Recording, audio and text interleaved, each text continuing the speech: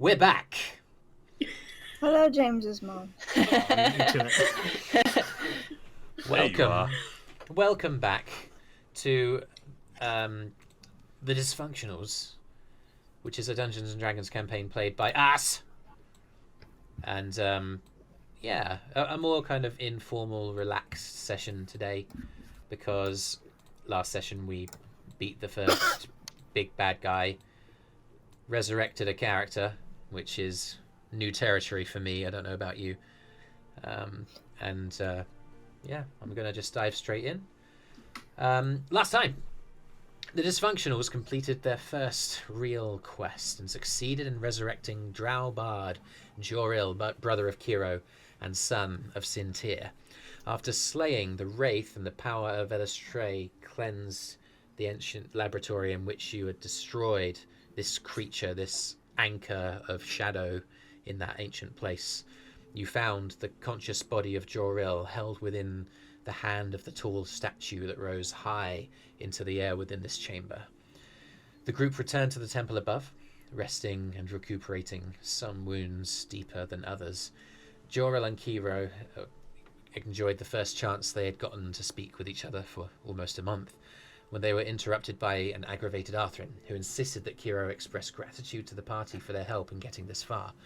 Eventually, after raised swords and raised voices, with the incoming exhaustion and fatigue of the events of the day weighing heavily on you, you eventually all headed to sleep, if not to bed. The next morning, you awaken. The quiet of the mountain outside is surprising to you, and you take a look outside of the window, either in your room or, for some Tiefling bards, the corridor, to see a silent, gentle snowfall settling on the cold ground outside and down the mountain pass below. The light is hazy but bright through the overcast clouds above, and the temple stands out, its silhouette stark against the white ground around it. So, Dysfunctionals, what would you like to do? How hungry are we? Well, it's been a pretty busy day yesterday. I'd imagine that you're fairly ravenous. Food then. Brüz will be up at the crack of dawn and outside talking to a tree. Okay. Joril has made tea for everyone. All right. So I guess, Brüz, you kind of wandered outside. Joril, you came down next, found the kitchen area, and yeah, there's satchels in the cupboards around. You find what appear to be tea leaves and get to work. Kyro, you I'm come not down far. next. Yeah, you come down next. I'm not far behind. I'll get, I guess, whatever's in the cupboards. I'll try to turn it into food. Okay. Or whatever. What have we been doing up till now? Have we just been waiting for people to feed us, or have we been contributing? I mean, without casting too many aspersions on a character, I don't imagine you've been particularly proactive. Make a survival check on making the meal. Okay. I hope this DC isn't very high. Okay. Wait, cooking is survival? Wait, Yeah. I can just take 10 on this. I do that. I take Roll 10 a microwave minutes check. to make breakfast. I do a perfectly average job. I'd say if you want to take your time, roll with Yeah, why advantage. not? Okay, sure. We can do it that way. I just don't want to burn all the toast. Yeah. Okay. And we appreciate that. But with taking time, that will. Well, I got a 9, I guess. Yeah. Again, you So you kind slightly of worse than average. you attempt to make this meal. You don't know the I ingredients. burn some toast. Like yeah, the bread you kind of throw on Can the. the eggs turn out okay at least? I'd say the I know toast is eggs. fairly A little burned. overcooked, but Yeah, and the eggs you decide to boil in water, and yeah, they end up coming out kind of hard, but you kind of like attempt to. Good enough for me. This is my breakfast. Yeah, you kind of slice up the bread into sticks, into soldiers, and cut the top of the egg, and yeah, this is functional.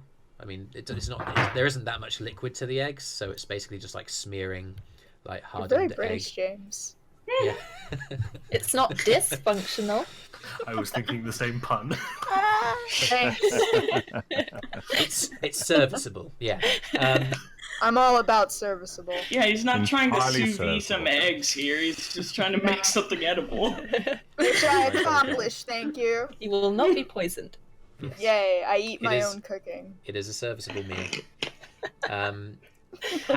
What's everyone else? Bruce is I'm glad I outside. didn't poison myself with toast. Yeah, Bruce, can you- Bruce can- would have come back in after about 10 minutes. He doesn't take a long time to talk to a tree. Yeah. He may be so old, much. but he's not yet that bad. Okay, you come in and see Kyro's just about sitting down with a plate of slightly blackened toast and a handful of eggs. Oh, you did a good job on those. Thanks. Do you He prefer says- them crunchy like that? He shrugs.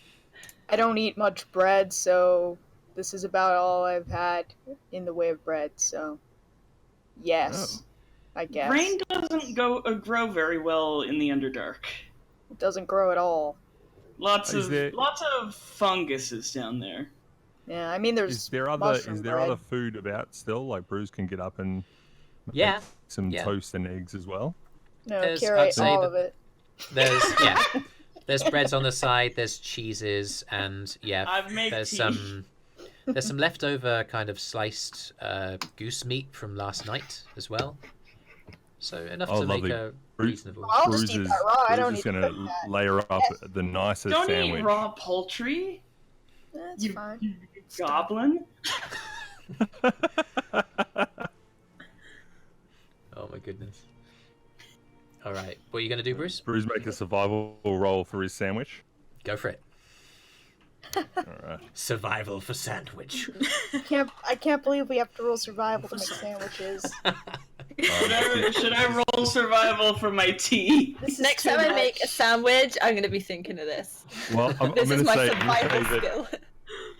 when you roll a 3, you're glad you've got a +5. I think if I got an 11 on my Sandwich, tea. it You makes know a what? bigger mess. It's slightly above than average. I Guys, think here it is.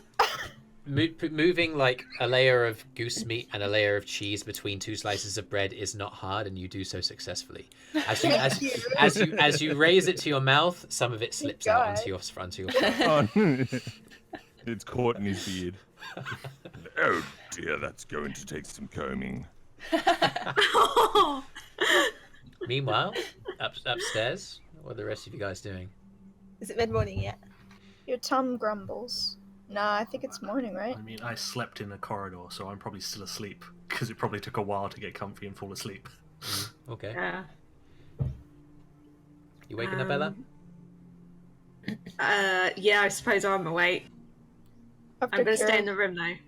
Okay. You open your eyes, and with a flutter with your eyelashes, you kind of your eyes come into focus, and you look around the room, and yeah, Eirys is still on the bed.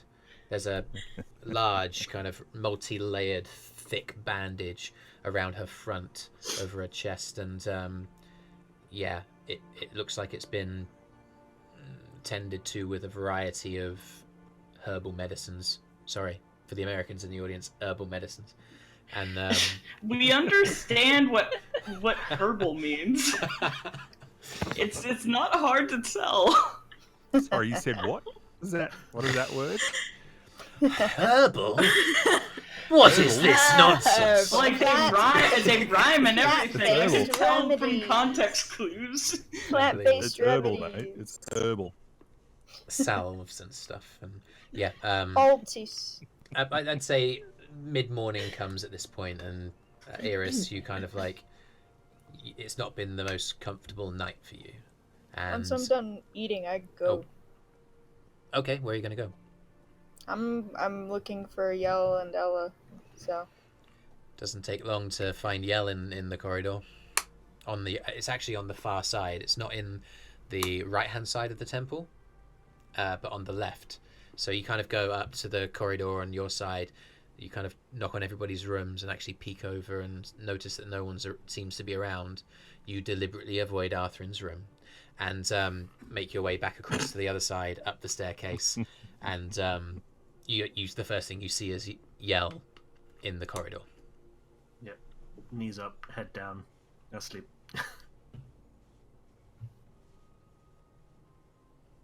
What are you gonna do?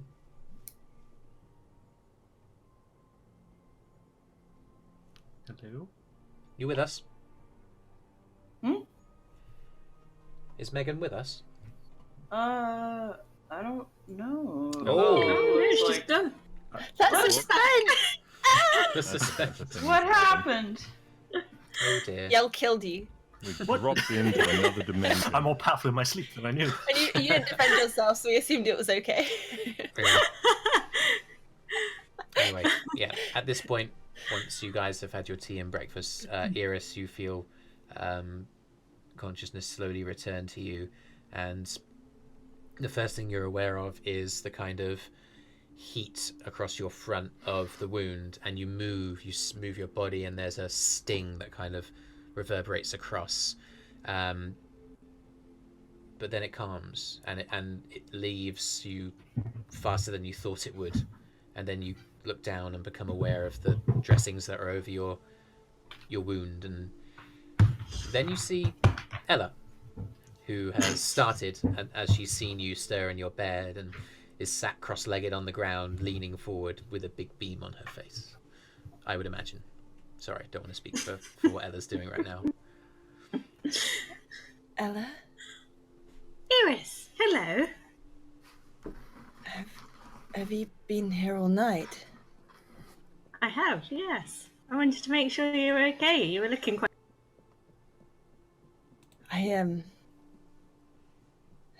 I could be wrong, but I thought I heard you last night. I was having a bad dream, and then I wasn't. And I thought I heard you talking to me. Oh, I did. Yes, I did. I mean, I in your terms, I cast some weird, freaky magic shit on you, make you feel better. But I was also asking you not to stab me while I approached you and touched you while I cast that. That's fair. Was this you? Yes, some of it was me. Yes, I can't take all the credit, but that was nice of me. Yes, Thank you. most welcome. How are you feeling? Hungry. Sore. Understandable. Let's Should we not go get bread? do that again too soon, okay? Yeah. I don't want to do that again. I'm good if we don't. Fancy getting breakfast? What? Hello? No, you said you were hungry. Oh, yes. Yes. Okay. Okay. Yeah, everything's Um, fine. Give me a minute to get dressed. Of course. How The do door you need open. your clothes mending at all? Um, I'm trying to. I get out of bed Alright, I'll let them know. slowly. Wait, did I reconnect? Hold on. Oh, yeah, you did. Oh, hold on. Okay, cool. Thank God. All right, sweet. Are you back? Hi. Yeah, sorry. I don't know what happened exactly. I restarted Discord though. Okay. Okay. In Sorry about essence, Kiro's just in the corridor, having walked in. Yeah, Has seen Yell. he sat across from Yell. I heard you guys, so Yeah. And yeah, then, he sat across from Yell. He's just gonna sharpen his swords until Yell wakes up. Or So Yell's the gonna door wake up. opens. Yell's gonna wake up to himself as it's sharpening a bow. Probably looking sinister because that's just Kyro. Maybe. Meh! I love it. I think by the time you're sharpening your swords Certainly and you've not been there for like a couple of minutes, at that stage the door opens. I'm assuming that both of you are going downstairs for breakfast. Is that true? Well, first, what am I wearing right now? Oh, you're wearing your underclothes, so what you would normally be wearing underneath your armor, so the plain stuff. So your armor, you actually don't immediately see it. Okay. Your weapons as well. They're not on your person. It feels strange. It feels alien. You feel naked. Not literally. Eirys looks agitated. Metaphorically. Okay, in that case, it would be for Ella to know a long sleeves, kind of oversized dark turquoise blouse, and I guess black leather leggings. Any of it ripped or anything? Or... Is any of it ripped or anything? I imagine where I was like stabbed or like attacked, probably. I mean, particularly, again, across the front, there's obviously a cut across that went straight through the armor and through the underclothes underneath. That's the main one. I guess so. You mind? Go ahead. Okay, I just lay my hands on the clothes and cast mending. And you see Right. Eirys, the sinews and threads that were torn asunder sort of snake across the cut and reconnect, and its individual tendrils, and then the entire piece comes back together. Hey, good as new. It's freaky, but I'll admit it is useful. It is, isn't it? Anyway, I'm starving. Let's get breakfast. Where are my armor and weapons? I don't know that one. I'm gonna look around the room and try and find my armor and weapons. Make an investigation check.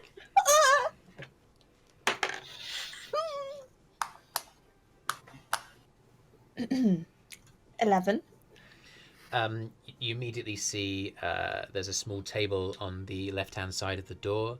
There's a small kind of trunk chest at the base of the bed, and there's an armoire on the far side, on the opposite side of where the bed lies.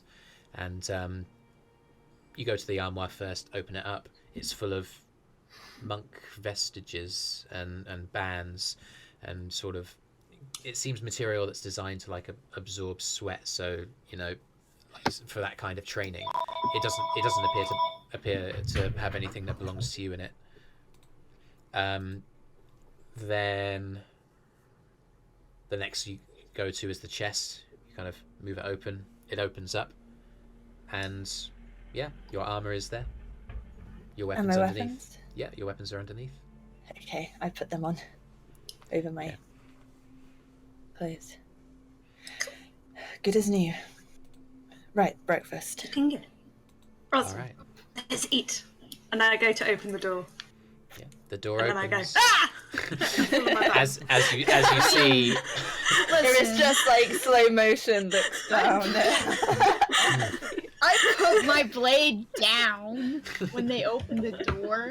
you see as you guys walk out into the corridor on the opposite side, Kyro's lying there, and then next to the door I'm is sitting. Yell. And as you yelp, I'm imagining that might jolt Yell out of an uncomfortable sleep. Yeah, yes, Morning! Wow, good morning. quite Good the crowd morning. out here. How the hell are you feeling? So, It's far better than yesterday. yes, it's an improvement. So, you have rooms, right? Nothing has happened since I was asleep. How long have I been asleep? There's like 20 half years. of the temple been destroyed or something. Yeah, It's been 20 all years, yeah. destroyed. Masters are dead. All dead. Do I No. have to roll an insight check for Oh, that? we're fucking with you. Obvious enough. It's been a night. Ellen, We just wanted to make sure you were okay. Oh, thank you all for your concern. I actually just You're can't. still not Why? feeling okay, are you? I just. You just thanked us. she just thanked us. Don't make her take it back. Well, Sorry. okay, but I did just get here. I actually was going to talk to Yell and Ella, but that could be later, since you are probably hungry, I imagine. I'm hungry, but Oh, I can talk now. Yeah, I'll join you guys in a second. Eirys, Mm, can I have a quick minute? sure. Seems I'm a sociable person today. Well, you did almost die on us after getting somebody back to life. So, you know, Yes. want to make sure we don't lose someone. Okay. Okay. Okay, so you guys split into two pairs then. I guess so. I guess Kyro and Ella, you kind of. I'm going to imagine that you move to the end of the corridor to head downstairs for breakfast, and Kyro follows. Unless Kyro, you want to stay. No, I'll follow Ella to the breakfast area. And then Eirys and Yell, you're in the corridor / the open door to Eirys's room. You two can go first, I guess. So what is it? I believe I have another debt of yours to pay, and I take my dagger off of my belt, flip it over, and hand it to Eirys. You're feeling better. Said you could stab me when you're better. I take the dagger. And I just examine it. Check its balance. Check how etched the blade is. I just build the suspense. Draw this out. And I would like to bonus action rage. Reduce any damage. You brace yourself, you feel the adrenaline suddenly flood through your system, and you brace for what's going to happen. His His arms burning. Check the dagger up a bit. he did it, like just casually going Super Saiyan in the corner. And I move as if I'm going to go for his throat. But just at the last minute, I hold my own hand up and cut across my palm. Ooh. Okay. Well, it's red again, so that's good. I didn't like it being black. No, that was freaky. I turn the dagger around again, handle forward, hand it back to him. I might call him that at another time. Huh. Alright. Well, I am a man of my word. Shoot my dagger. Eirys, you take 1 point of slashing damage to your hand. 1. And 1 rain check for a future stab. I'm going to add that to my notes. Debt accrued.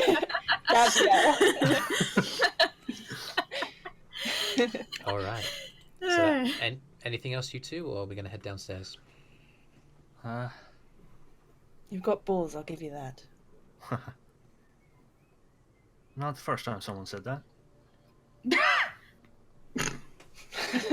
Oh my god. No, not in that way. No. I suppose Eirys just... I mean, I do have them in that way as well. If we're all done, Don't I'm going just to get let it be. You're just gonna dig yourself further.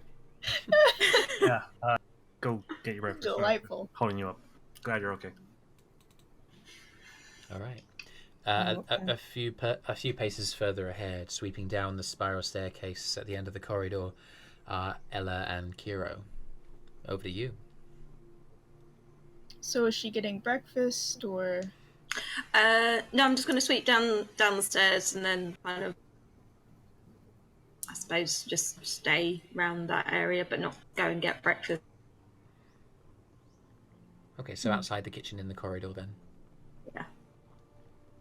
Okay. So, do you want to go out? And it's looking a little bit like, I'm a little bit scared.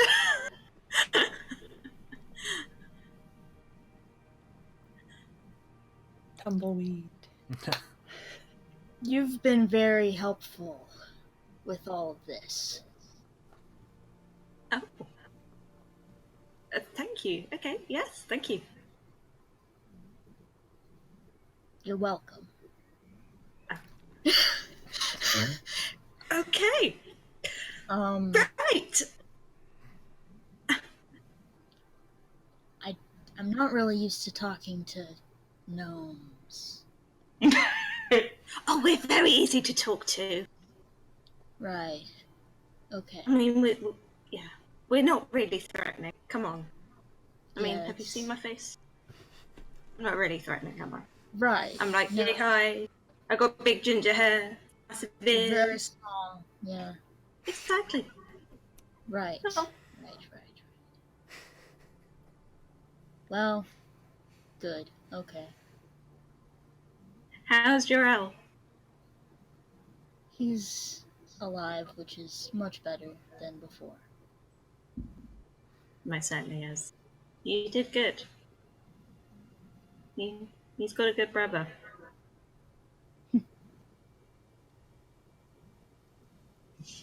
You should. I don't know. You should talk more. You're quite good at this. Ah. Thanks. You're welcome. Experience has led me to believe otherwise, but I appreciate the thought. Well, I mean, half the time I say the wrong thing. And, it's all about experience. Gotta do it just to find out stuff. Just get used to it. Okay. All right. So was there any particular reason you decided to come here, and what are you planning on doing after this? There's personal reasons. Yes. And I suppose... Is it the Tiefling? The one? Yeah, I mean, specifically, the name. He's a new friend. He's a friend. Heck, I only met him when you met him. He shrugs. I need help in something that I am trying to find out. And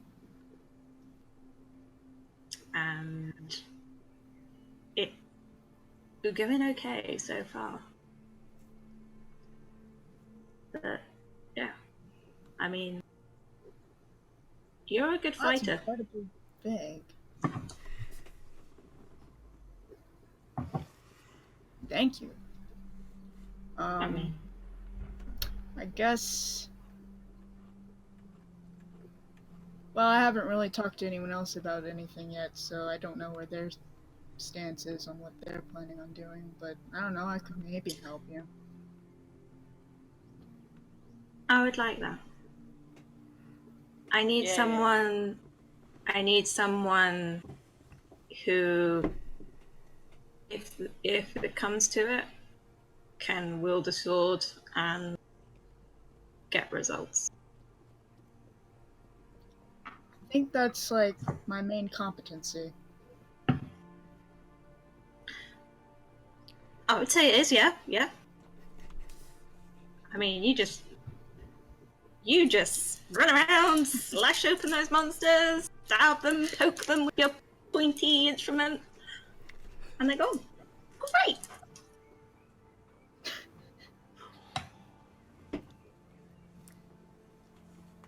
I mean, I'm glad you're not.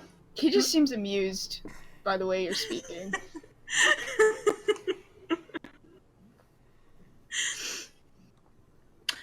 I think he's just gonna, like, sort of awkwardly pat the top of your head.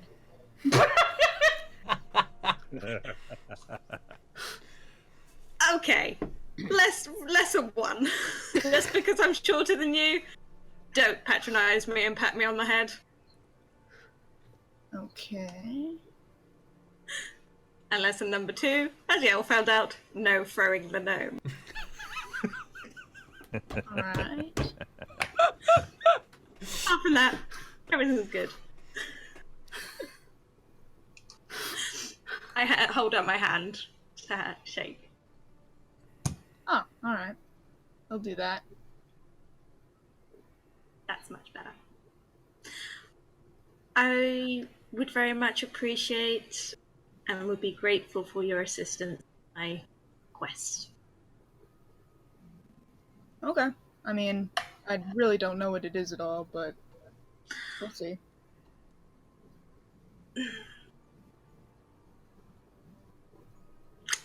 I'll tell you after breakfast. Alright. Okay. Now, I'm going to go and eat, if that's okay with you. Yep. Alright then. As you guys are talking, two other figures come down the staircase, Eirys and Yell. Yell, you're leading the way, and as you see them kind of conversing, you kind of hesitantly stop on your way down. Eirys clatters into the back of you. Actually, no, Eirys, you see him stop, and you kind of stop as well and glance over.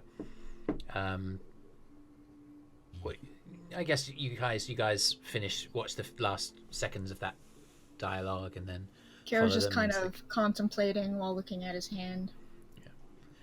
You guys walk into the kitchen. Kyro, you've already eaten Yeah, I'm eggs good. and bread, and you're fine. But you'll happily take another cup of tea from your brother as you, Joril, make another saucepanful for the party. And Ella's gonna take the tea and some food. yeah, okay. I'll say, for the sake of joking, survival checks not necessary for breakfast. Okay. Thanks. Eventually, after another few minutes, Sintir comes down as well. Morning, everyone. Oh, wow. This is great. I'll just grab myself a plate, and quietly goes and serves Morning. himself. Good morning. Hi. Morning! Hi, Ella. Ah, How are you doing? your hair looks...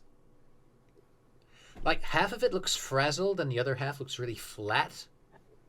Like, where... She Where bends did her head down and like ruffles her head. That's better. That's great. Yeah. How's Awesome. that? Is that better? That looks, yeah. It looks as traditionally Ella as ever. Returns to, yeah, breakfast, and you know, the other four, actually. Eirys, make a perception check as you're dining. As the minutes go on, and you realise the four Temple Masters aren't there. Yeah, that's weird. 27. Oh yeah, you hear echoing down the corridor on the other side. Grand idea, echoing down the corridor.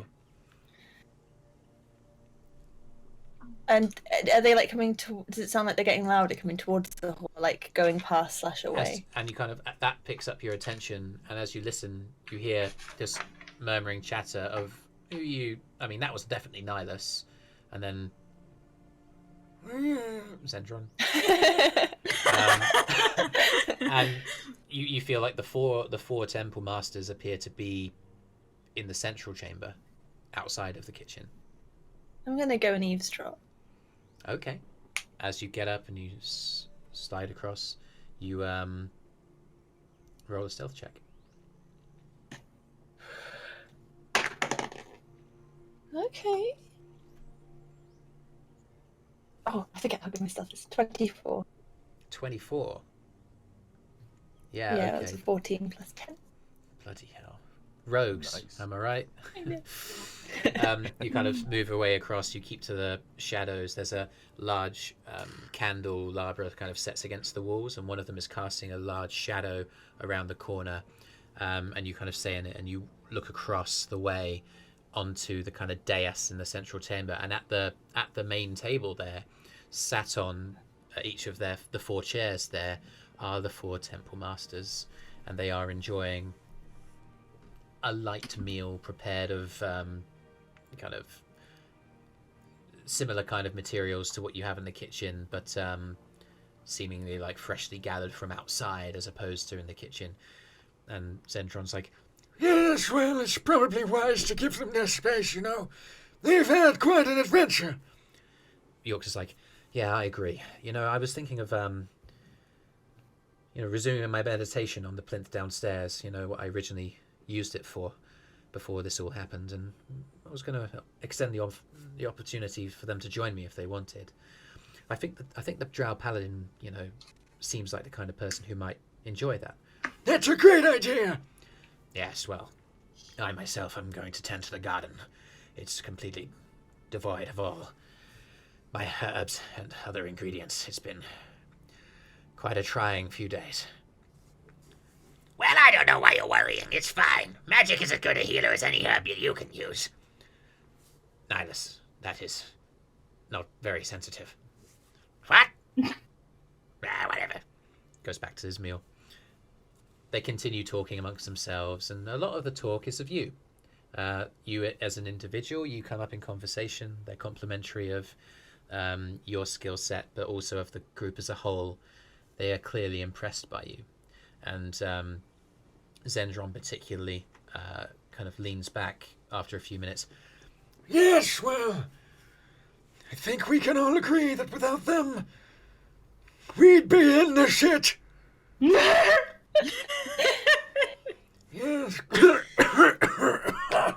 And begins hacking, coughing violently. Venteith raises his hand, his hand glowing. He goes, come here. Kind of puts his hand on his back.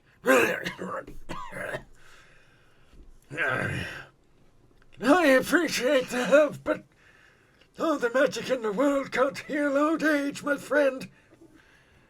Oh, I'm gonna have to take it easy, I think. Yes, well, for as long as the guests are here, I think it probably best to make sure you're in a presentable state at least.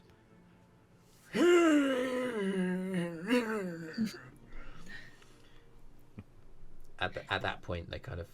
That just means wear some pants.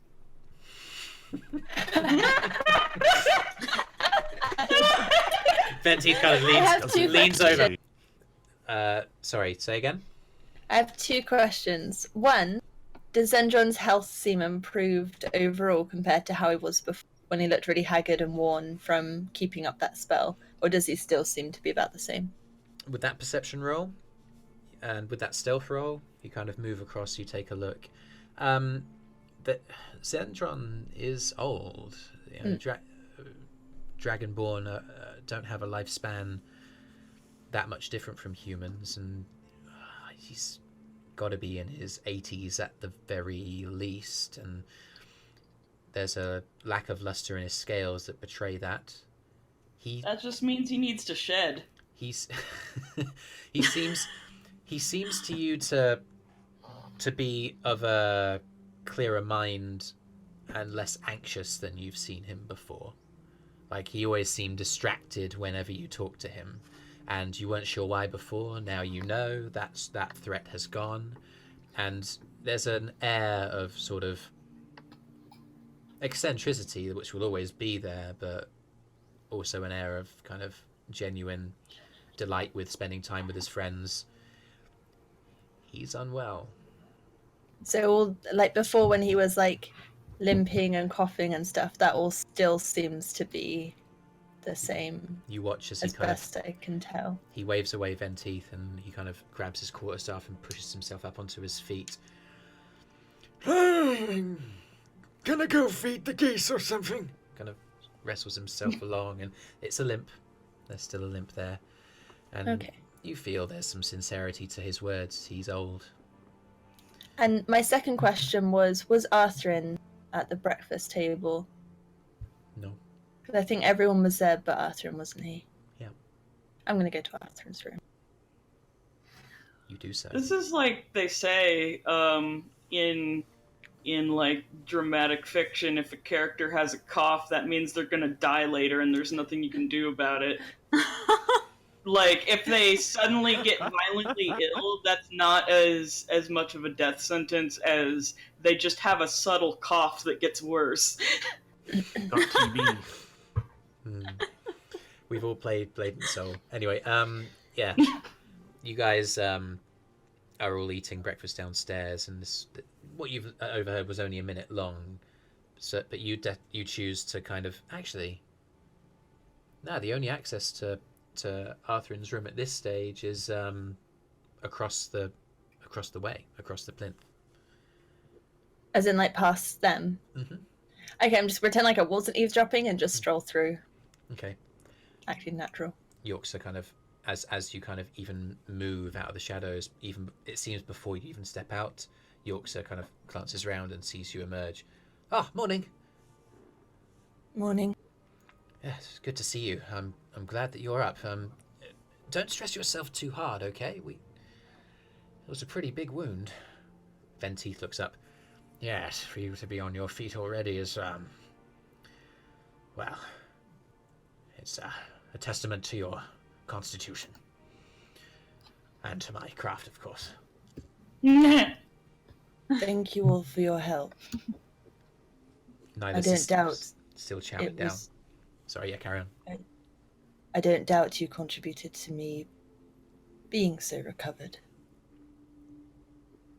Yorksa looks up. Listen, it was the least that we could do. We were in, as I said to you before, we were in dire straits, and now we're not. And it's down to you. Thanks. It's down to all of us. Yeah. Have any of you seen Arthrin this morning? Oh, I haven't. No. Zendron. He's made his way. Oh to the front door. no! Made his way to the front door. What? Did you see the ranger? What? Oh, the human. Probably still in this room. Humans. Lazy Torrex. Barely plan anything in advance. And moves himself to the front door and slams it behind him. You guys, yeah, you make your way further across. And I just keep walking. Yeah. It's easy enough to get up to his room. You knock on the door. That's what I do. Say again? I tried to just walk in because Eirys doesn't knock. Oh, sorry. Yeah, the door. One day this is gonna go so wrong. You move to open the door and it's locked from inside. Huh.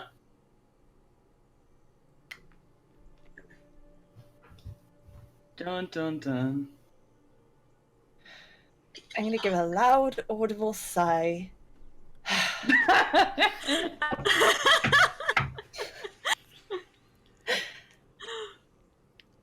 There's a ruffle from inside. You perceive movement from within, and then there's a clunk as the lock is undone, and the slightest cracked door open, and you see the vibrant eyes of Arthrin on the other side. Oh, Eirys. He relaxes and he lets the door open a little bit more. Morning. How are you doing? You're learning to look the door. Oh, I'm fine.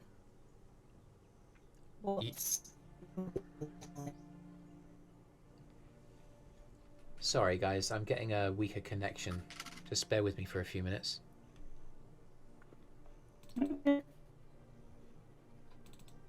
Stab him! Just bear with me. No! It's like, that's hot. I'm just going to turn off my camera because I was getting pretty. Also, I don't like him much. We had an interrupted What? moment there. He was super rude. Much. Eirys, you were halfway through a line. You're the Incredibly rude person. disrespectful.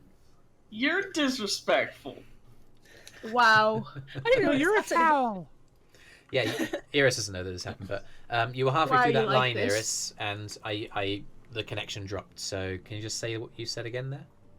So what's your deal this morning? I walk past him into the room.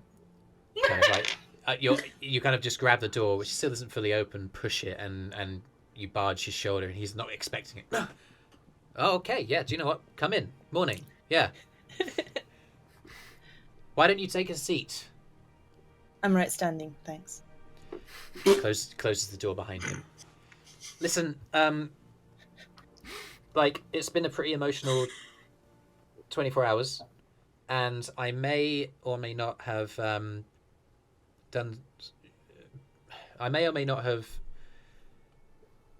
fucked it up with Kyro. How? What did you do? I'm frustrated. Okay, he's dragged us up this mountain. Arthrin, I'm not accusing you. I'm asking what you did. I was angry. I was angry at him because he's taken us on this quest to resurrect his brother. He's finally done it, and he just never says anything to anyone. He doesn't express anything like gratitude or even basic like appreciation, even acknowledgement. I was angry because I was listening to Ella and the others tend to you in the room. I had to talk to him about it. I had to let him know how I felt. I fucked it up. I made a mistake. I let my frustration get the better of me, and I don't know what to say. You're such a good person. What? Why'd you say that? Because you are. You're good and you're kind. I'm just guessing that there's a but here. Yes. The world isn't as good and kind as you are. I know.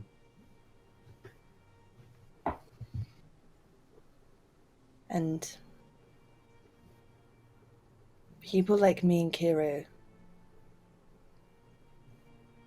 we see the world a very different way.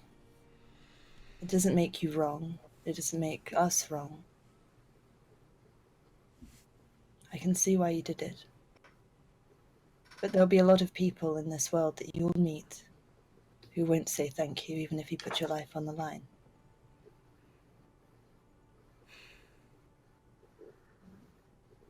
But people like Kyro,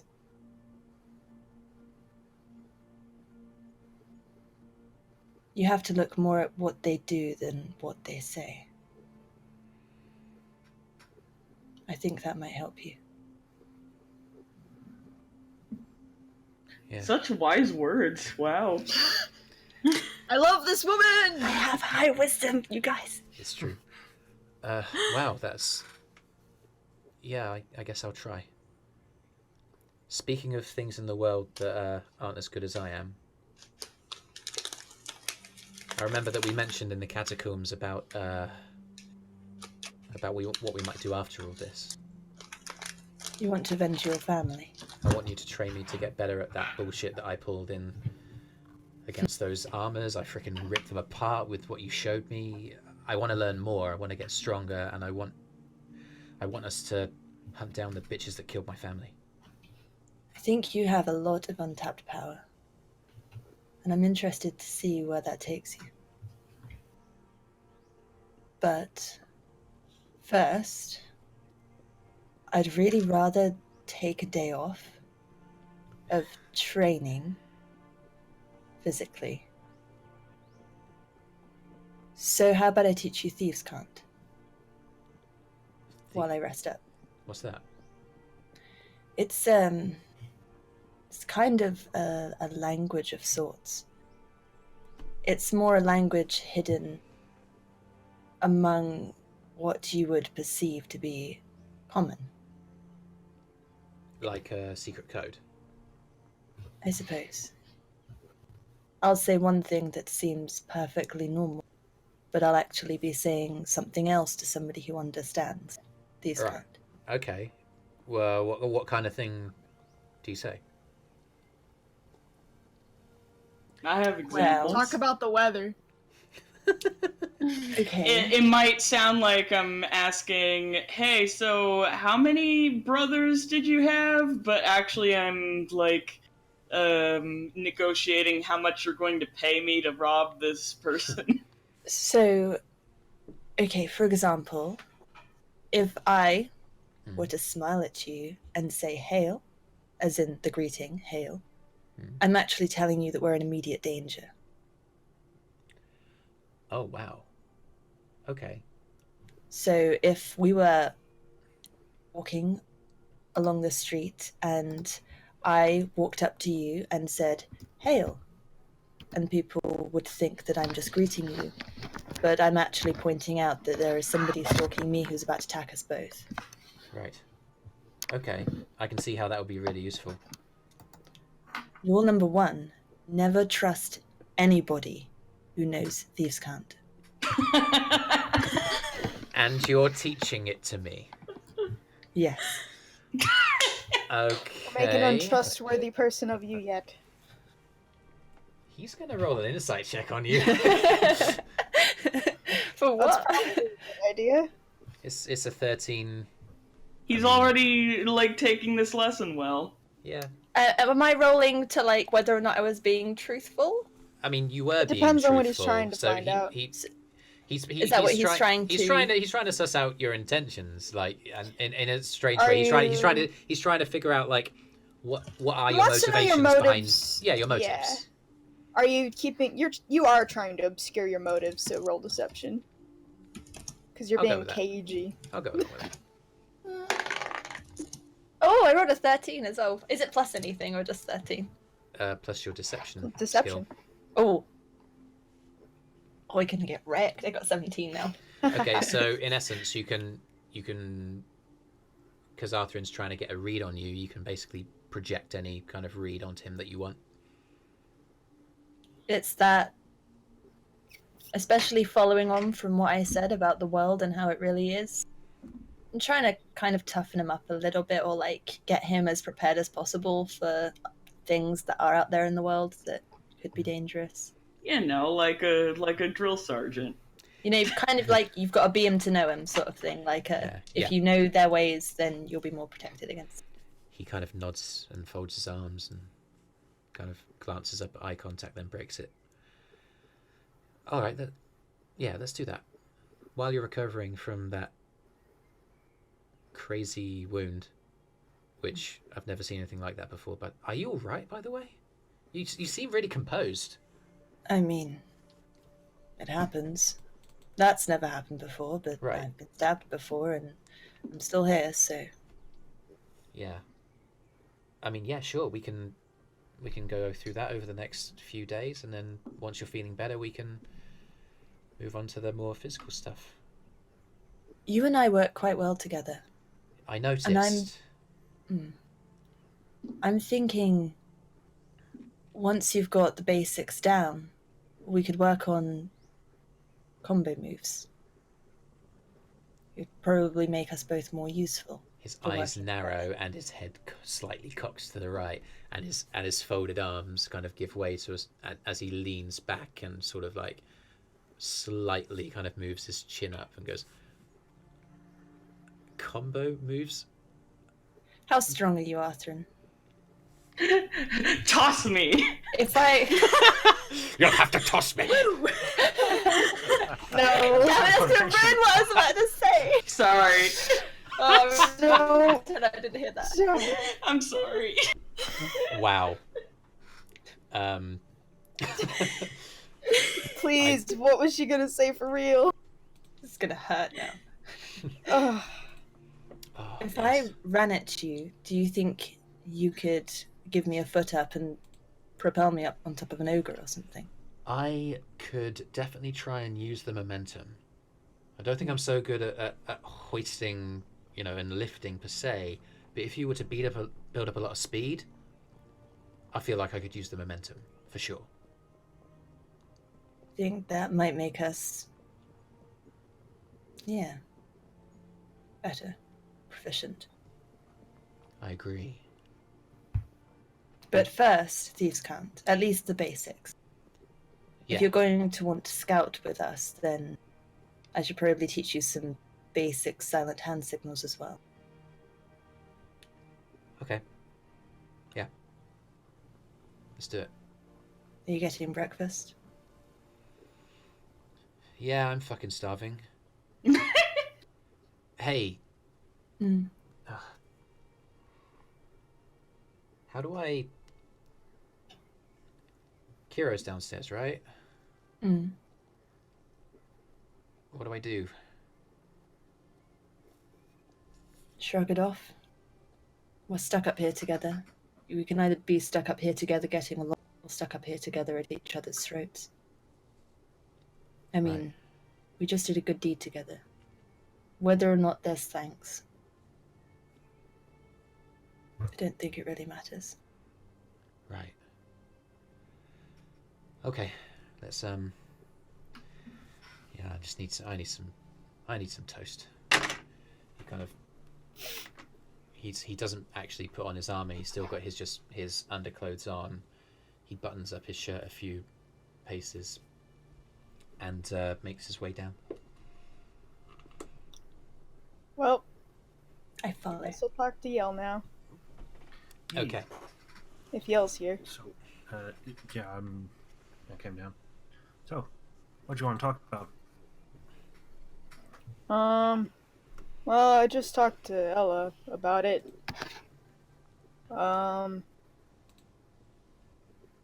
You really helped me a lot with all this. He's trying to thank people. This is so endearing. Don't mention it. It's absolutely fine. Okay. Joril has noticed, and he gives like a thumbs up, like a good job thumbs up. He looks at you like you're stupid, and what are you doing here? You're Joril, supposed to be like bothering Arthrin. Joril, There's yeah. nowhere to be seen. How could I bother him? Joril, as you give this You thumbs up, can't just go up to his thing and just be like, "Hi, I'm here to bother you." Joril, as you give the thumbs up, and kind of like, and Kyro looks a bit confused. You kind of like turn around to go back to your plate, and then you notice that Cynthia across the table is kind of looking at you, and you make eye contact, and he's beaming. And I look and I'm like, "Hello." Oh, hi. Thanks for the tea. It's really nice. No problem. What are you smiling about? Oh, smile quickly disappears. Nothing. I wasn't accusing. I'm just curious. No, I'm just. We came up here to do a task, and we've achieved it, and it feels good. And there's been a lot of stuff happening that's just restored my faith, I guess. In All right. Eilistraee, and in these people, my companions, and Yeah, they seem like good people. oh, they're wonderful. They're wonderful people. You've got to keep them close.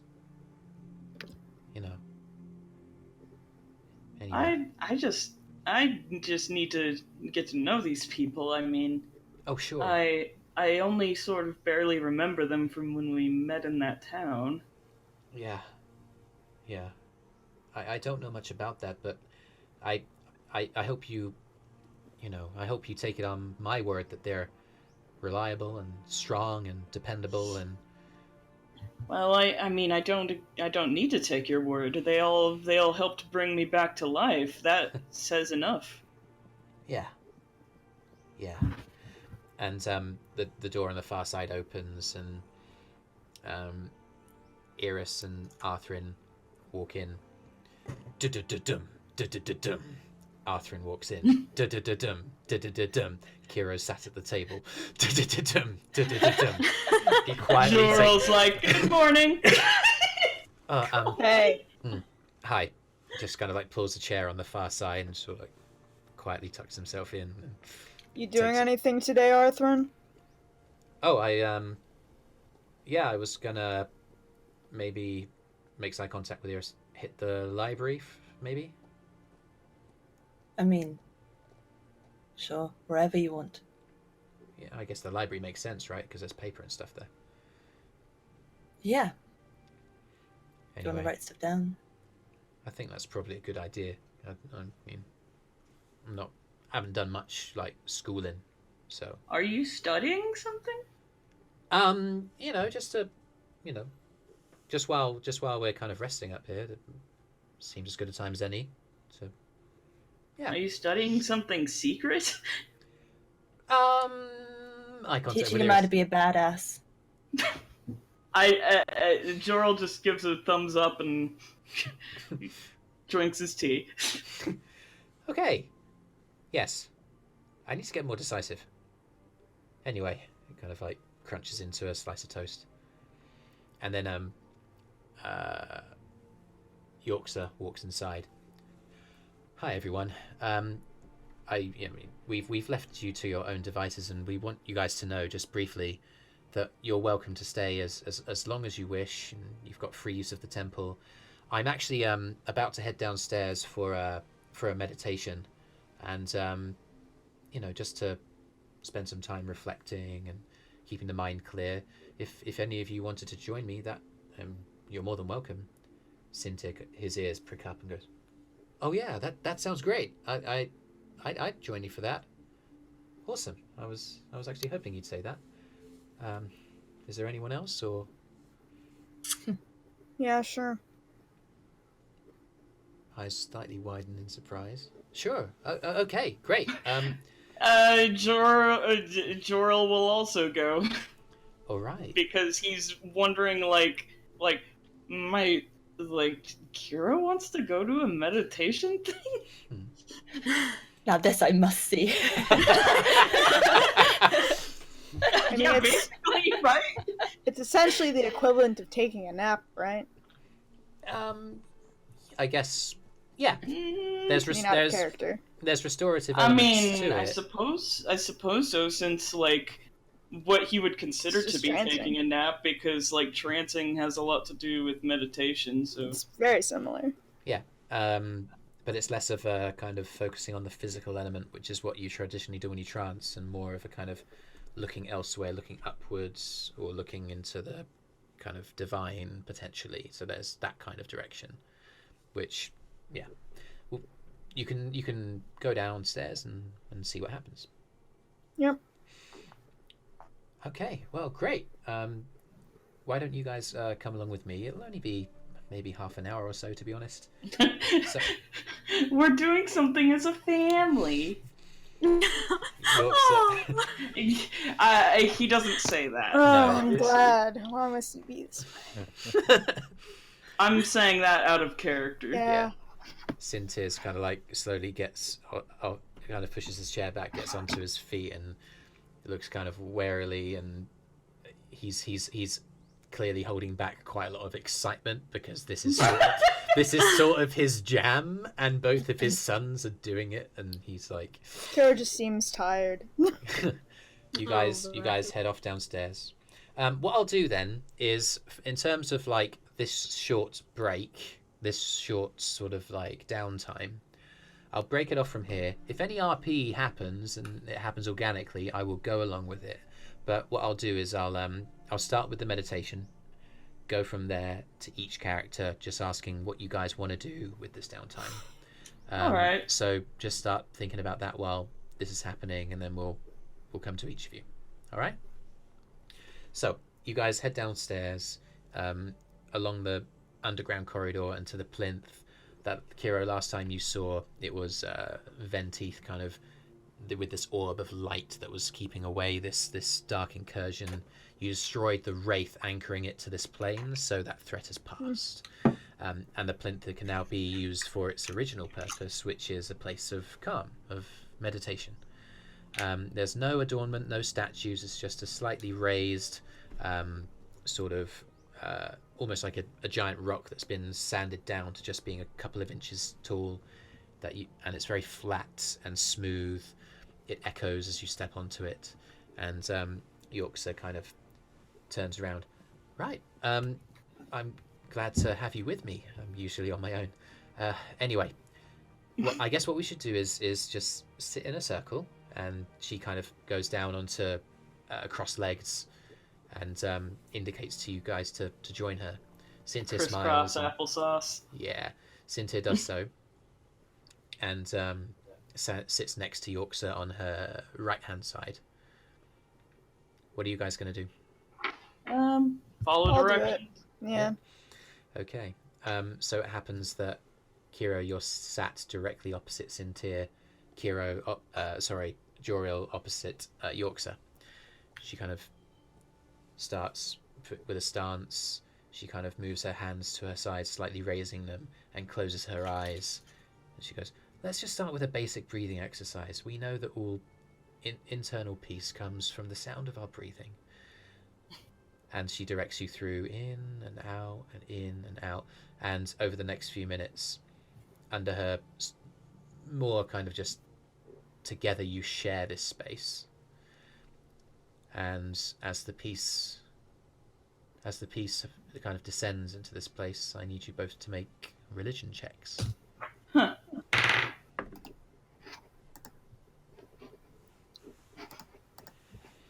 Religion checks. Okay.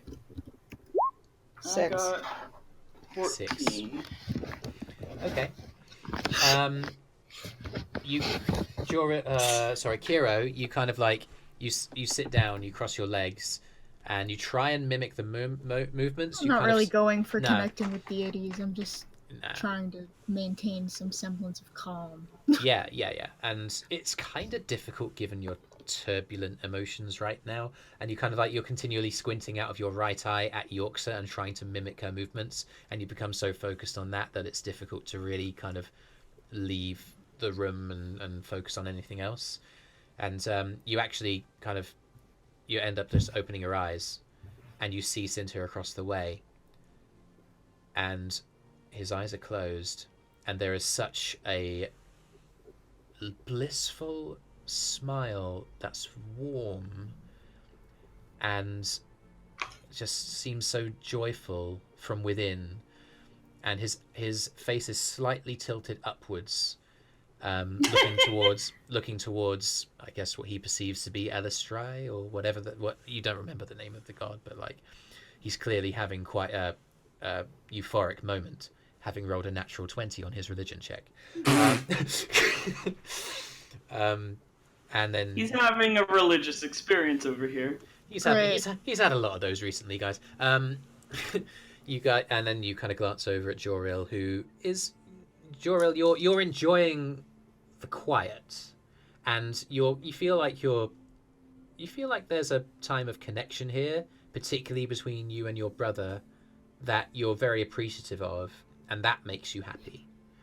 In terms of like connecting with any deities or any kind of external forces, not much seems to be happening, but you appreciate this experience for what it is. It appears to be your family together, and that's nice. It's harder to like connect to something that you don't really understand, but he understands his brother and his family. Yeah, so that makes sense. And there's a growing realization of these guys really did put themselves in harm's way and faced many dangers, and you're back. And he's just all full of love right now. And as you guys kind of finish this, eventually Yorksa kind of takes you back through some breathing, goes, well, thanks, that was I think that was really special, actually. Sintir's like, oh yeah that was oh wow. He kind of sweeps up to his feet. Thank you so much. Extends hands, kind of like grabs Yorksa's right hand and shakes it violently. She's like, whoa, okay, yeah, I'm glad you enjoyed it. Maybe we can do this every day. Oh, I'd love to, yeah. Okay, great. All right, I'll come down here every morning after breakfast. Maybe if you were interested, we could, do it outside and watch the sunrise. Oh my god! And like everything she's suggesting, Kyro she's looks like disgusted. and Joril's just like, good for him. Yeah, and you guys make your way back upstairs. Let's see, who shall we talk about first? Actually, I wanted to talk to Yox. Whatever. Her Oh, name okay. Is. Is that her Yorksa. name? Yorxa. So as the other two kind of move away, you have the floor. So, do you know what's going on with that egg we brought back? The one with the demon goose stuff going on about it? I mean, we put it back in the nest, and I'm guessing the geese that call that place home are looking after it. As far as I'm aware, it still hasn't hatched yet. I mean, it's only been a few days. I don't know. It might be worth going to check. Nihilus is the one to talk to. He's the one who kind of reared the geese. Oh no. No, I was just wondering if, like, you thought it was a good idea for it to actually, hatch and stuff, considering it is a monstrosity. I mean, the geese are kind of big, but I mean, they don't seem monstrous. Didn't your friend adopt one of them? Yeah, but I mean, the goose we fought and killed was very big and had multiple heads and so on and so forth. Oh wow. Yeah. Okay. Thanks. I don't know. I was just wondering if that might be a problem for you or not. Thanks for reminding me. I should talk to. I mean, as you can imagine, we were kind of preoccupied for the last few days, but that's actually an important thing. I'll talk to Nihilus about that as soon as I can. In fact, I might go and do that now. Thanks for letting me know. I appreciate that. He shrugs. All he goes back upstairs. Yorksa comes with you and then sweeps up towards Nihilus's room. She does not find him because Ella, as you kind of get out of the kitchen, a small gnomish hand grabs yours and yanks you to one side. Ha! Yes, I'm ready. Are you ready to go? Go where? Wizard school! Yanks you down the corridor. Do you go with him?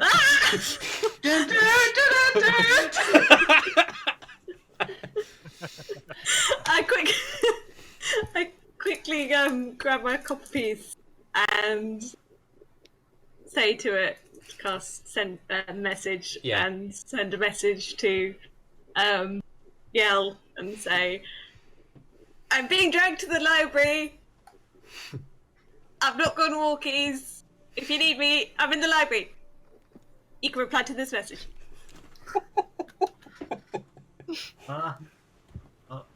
Okay.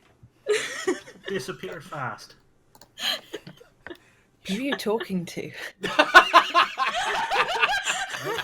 And then did you guys not hear that? And then I grab a cup of wine and go, hey Eirys, how you doing? You can reply to this message. Oh, freaky magic shit. Did she just message you? She's inside my fucking head. You hear that, Ella? No, I would have come back. Anyway, I think she's heard message.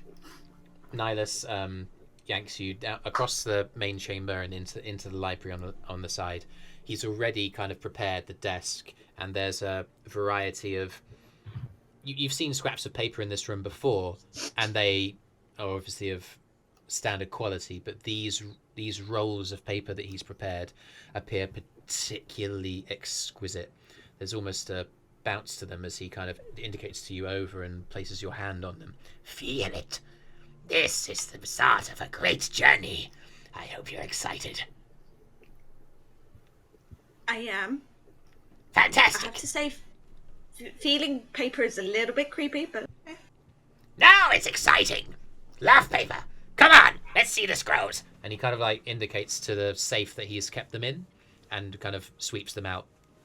Well, usually it takes, just to be on the safe side, it's good to practice on an individual spell to transcribe across into your spellbook before we actually finalize it.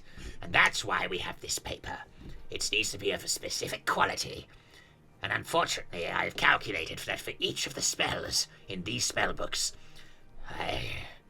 I've had to spend 50 gold pieces on materials, ink and paper. Oh, okay. Okay. Thank you. Hang on.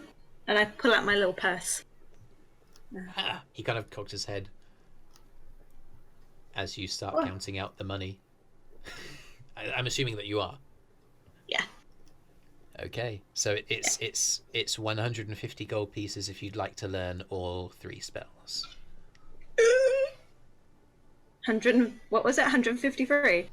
150 exactly, dead. Nice and even. Oh, yeah. Let's do it. Why not? Do you have Give it the on money? I do. You did just get a lot of money. Wow. Yeah. That'll do. You kind of Yeah, like thanks. start counting out the money. Are there any platinum pieces mixed in? No, I'm gonna keep the platinum. Oh, okay. Oh, wow. So you just like start ladling out gold pieces. Oh, and hang. Say again? No, I'll do. No, I'm gonna do the gold because it's easier for my brain. Okay. So you ladle out the 150 gold pieces, and after you're finished, Nihilus looks at you just like, Man, you're fucking loaded. Awesome. Well, with that ugly business done, we can begin the lesson. And again, I've provided you with the spell book. And while it's all still fresh in your mind, this new wizarding ability that you've discovered, you should have discovered powers that you've told me that you've already started using. Our first task is to get all that down in the spell book while it's still fresh. he's making reference to the spells that you picked for choosing Wizard Level 1. Now, after we've done that, it will take time to transcribe what we've learned from those spell books that you found in the catacombs across even more magic. So many wizards in your position would have killed to have the start on this journey that you have before you. It's truly inspiring. Let's begin. And in the next over the course of the next, it takes an hour per spell level, I believe, if I'm remembering correctly. Arby, can you back me up on this? Or What was that, sir? when a wizard is learning a spell from a book or a scroll, it's 50 gold pieces per spell level. Yes. And 1 hour of copying time per spell level. Is that right? Sounds right. Because the point is you can do it on short rests. Yeah. Yeah. Let me just look this up in my book.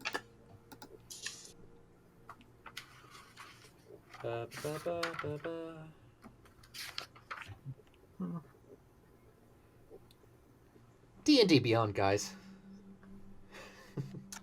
It's D&D. Oh, it's 2 hours. So Mm, actually, 2 we're hours.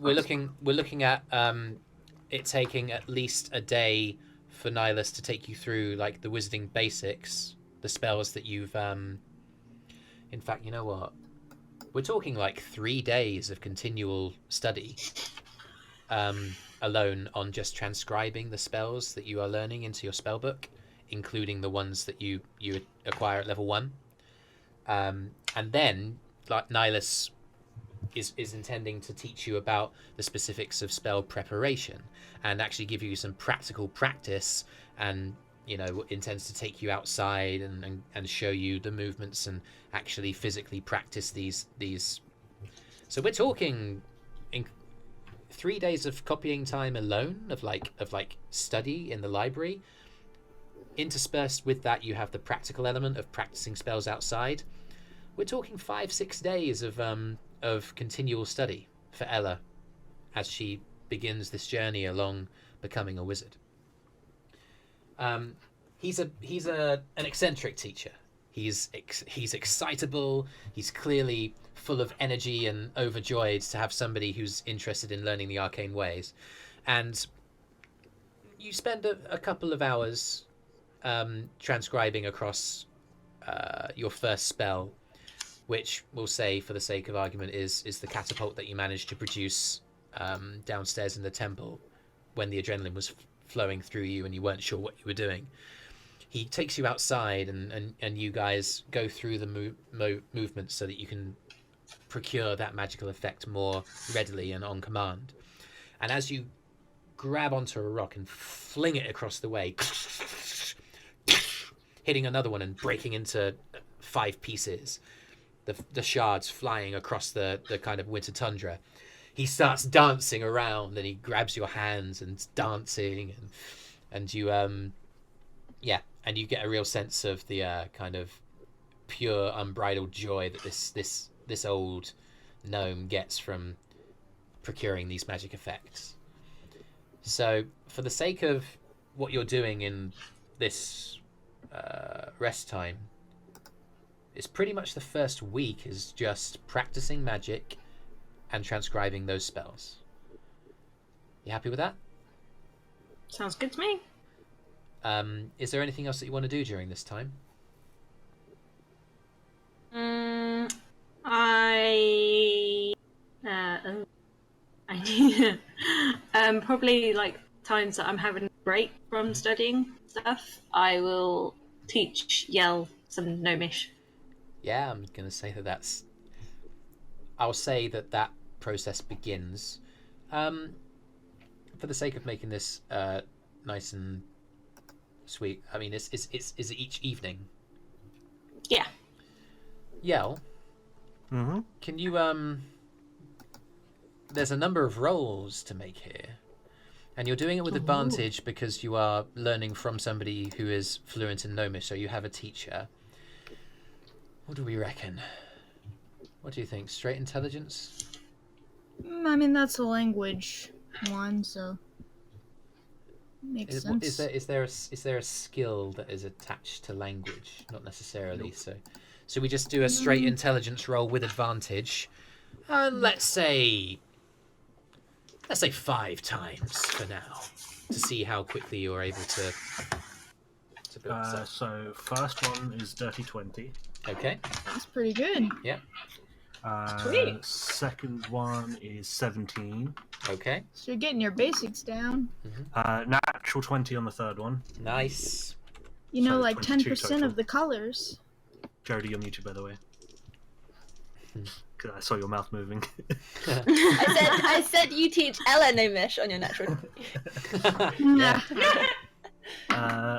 4 is... Oh, they're both 19, so 19 plus 2 is 21. 21, fantastic. Hey Abby, want to swap dice?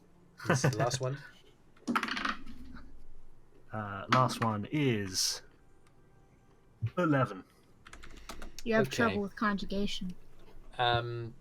Let's think. Teaching skills in D&D 5e. I think the official rulebook is particularly nasty on this. But you find a teacher who's willing to teach you. The training lasts for 250 days and costs 1 gold piece per day. However, given the fact that Ella's your friend, she doesn't have to charge you, I'll say. She won't charge. 250 meant to take days. 200. I'll say that across those rolls consistently are pretty high. So I'll give you... Yeah, the rate at which you're learning far exceeds Ella's expectations, combined with what Ella's kind of continually learning from Nihilus about how to use her mind for the arcane. She's also able to apply it to how she teaches you. I'm going to say that you learn 50 days worth of experience towards the 250 for being fully fluent in Gnomish. So Nice. if you pop in your notes that you're... Fifth of the way there. Yeah. So and again, as you continue on your journey, you're going to continue making intelligence rolls with advantage every time you sit down and learn. Natural 20s will count as double, and 10 or more would be a pass for the day. D&D Beyond, please. Let me change my notes. And the reason why you're able to learn far more in this time is because you're not doing anything else. You're relaxed. It's a time of learning. You've got the materials, the resources there to help you. And I'll say that you'll be able to have very basic conversations with gnomes in Gnomish at this stage. You're just on your way to becoming fluent. Okay? Mm-hmm. So let's say a kid who does well on their GCSE in Gnomish. Your Just GCSE Have a level. GCSE gnome. Yeah. Okay. No, which is Hello, mostly my just name about is learning Jan. vocabulary. Exactly, and that- things that like kind- My That- favorite animal is a goose. Exactly. Yeah. Well, exactly right. What is the time? The time is 12 o'clock. And as he repeats these I back mean- to you, Ella, you're just giggling away. What about grammar though? Like, what about like verb conjugations and whatever the heck else? That kind of The stuff is going to times take more are- time. Yeah, that kind of stuff is. Gnomish is what beautiful in Leon its simplicity and complexity in that they have a word for very complex concepts, but they have so many words. So his vocabulary is what needs work as well as obviously the grammar. I imagine it's like mostly German. just memorizing as many words as I possible. imagine it's sort of like German, where they kind of smush together a lot of different words into one super word. But Talking they about also that. make very small words that mean very big things. Okay. There's only so many sounds you can make with your mouth, though. They'd Yeah, start getting that's long. And Okay. very funny. So that's. Or they'd Ella. make up new sounds. Mm-hmm. Seeing as we've started kind of with Yell making some rolls. Yell, what else are you going to do with your downtime here? What is the start date of the downtime? And we've got about 2 weeks of it, correct? Yeah. Oh yeah. Someone in this group has been keeping track of the date. Please tell me. In fact, I think I I write think, so many things. I think it's on the D&D Beyond actually. Let me just D&D The Beyond, 8th guys. of Myrtle was when we met Brüz. Okay. And what is it, like 2 days since? It's 2 Nine, p.m. So it's the next day, 10th of Myrtle. 10th of Yeah, Myrtle. we'll say 10th. We'll say the 10th of Myrtle. So you're there until the hey. 24th. It's Yell's birthday during that time. Oh, Oh, when is it The your 20 birthday? The 21st of Myrtle. Okay, quick so question. What season is Myrtle in? spring. Spring. It's just It's the after. equivalent of the 21st of May. Got it. Which, isn't too long away from this time now in real life. So, I was just thinking that. so you guys, so it's it's I'm your not gonna birthday coming up. mention it.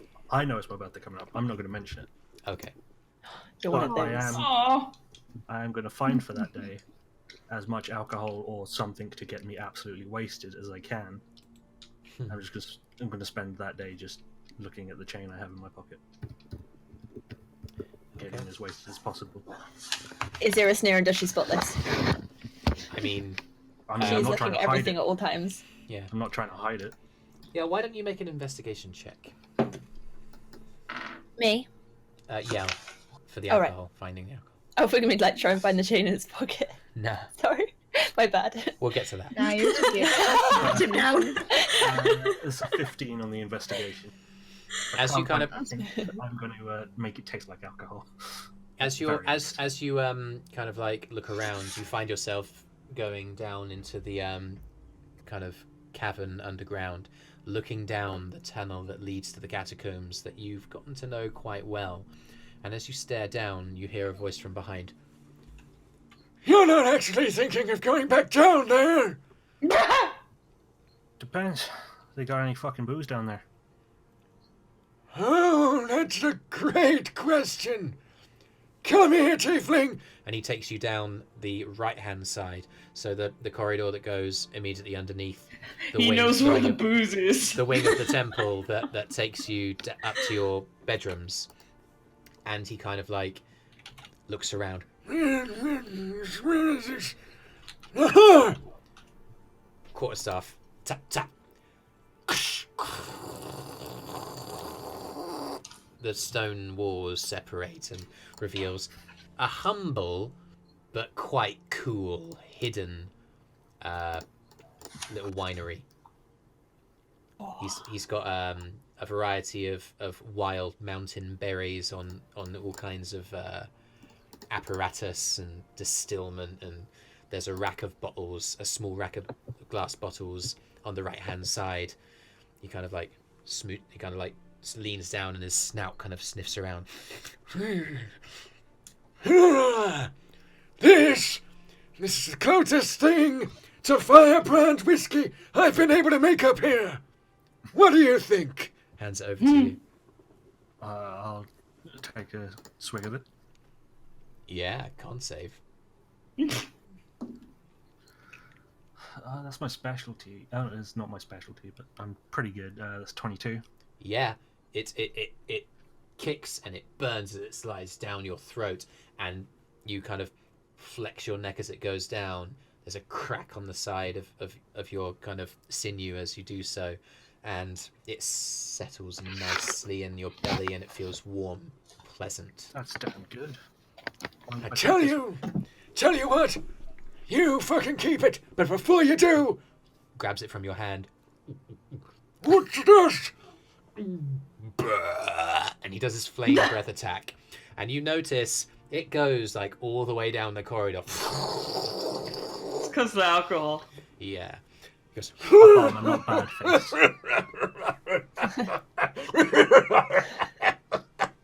Pretty impressive, old man. You should have seen that bit 30 years ago. But this whole place would be on fire. Yes, well, you know, it's all made of stone anyway, so who the fuck cares? Oh, you keep that bottle, you enjoy it. Thanks very much. And I'm going to go sit on the tree that I climbed up when we got back from the catacombs, and I'm going to get wasted and just stare at the chain. Okay. I'll say between, yeah. So anybody who comes about can see me doing it. Would Ella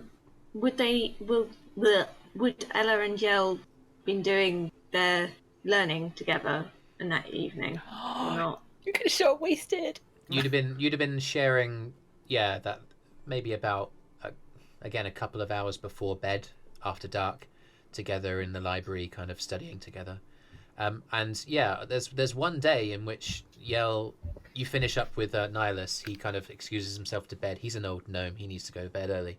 And you are excited because Yell has been very keen, and he arrives almost before you finish your wizardry class. But he's not there today.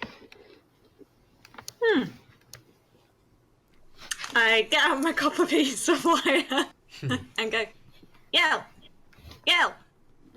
where are you? You can reply to this message. Jesus, voices in my head again. Hi. Just lets out a large belch. Process. Hello, voices. Nothing out of the ordinary here. Can I do an insight check? For what he just said? I mean, just by the sound of his voice, you can, yes. Because you're only hearing his voice over a message, I'm going to ask you to do it with disadvantage. Disadvantage? Yeah. I was going to say, is my deception check with disadvantage because I'm wasted? Yes. You're both bad.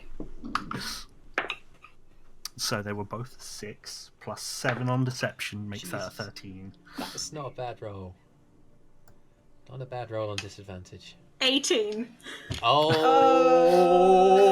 boy. Oh, damn. Did it. Yell, what's the And that deal? was my disadvantage. You're in trouble. I mean, as far as Yell's concerned, there's voices suddenly appeared in his head. He hasn't quite clocked that it's Ella, and he's just like, everything's fine. Nothing's wrong. Honest. This is normal to have voices in my head. Is that true though? You say everything is fine. Is that true?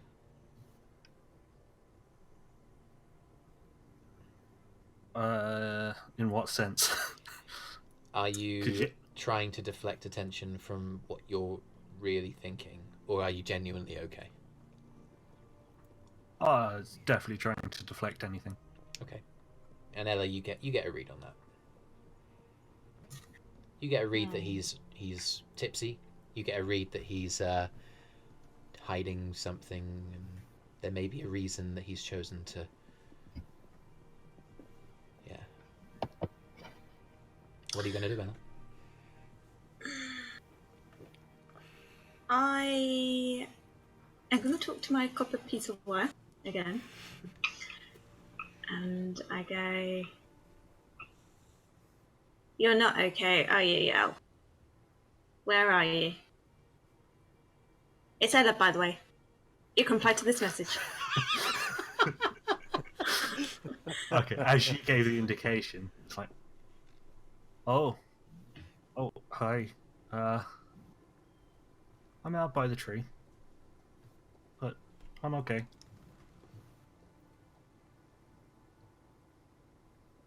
She's gonna put a couple of pieces of wire around it, and then she's gonna shout, "Marco!"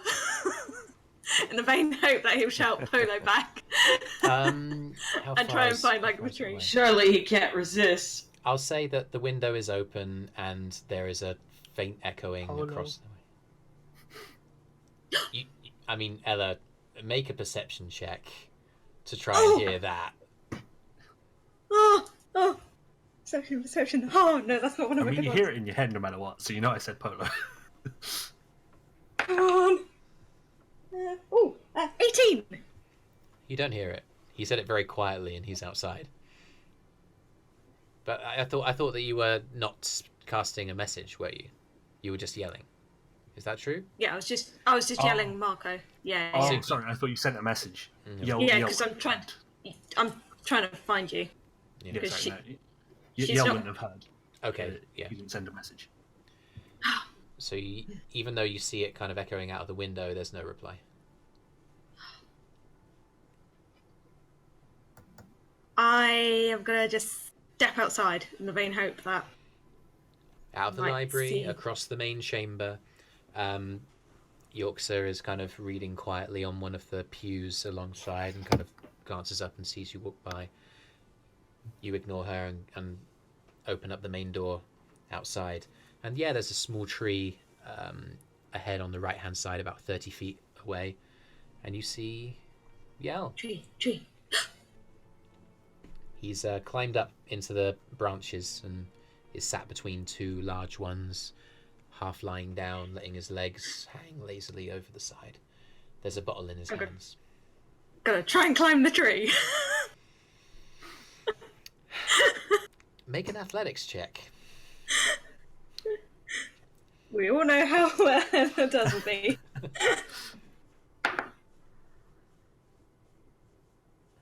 10. 10. You scrabble up, and it takes like you several awkward seconds as you're kind of lying there. You just see beside you a little hand just go onto the branch beside, and then another one, and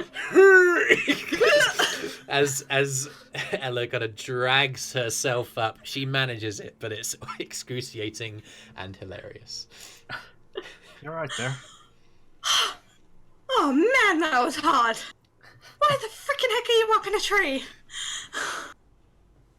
Harder than the floor. It's warmer than the floor. I suppose so. Okay, yeah, that's a good point, actually. I mean, this is really that's high. That is high. Yeah, that's high. Yeah. What are you doing up here? She's trying not to look down. You can see she's a bit uncomfortable with the height. Having a drink? And he waves the bottle and takes another swig.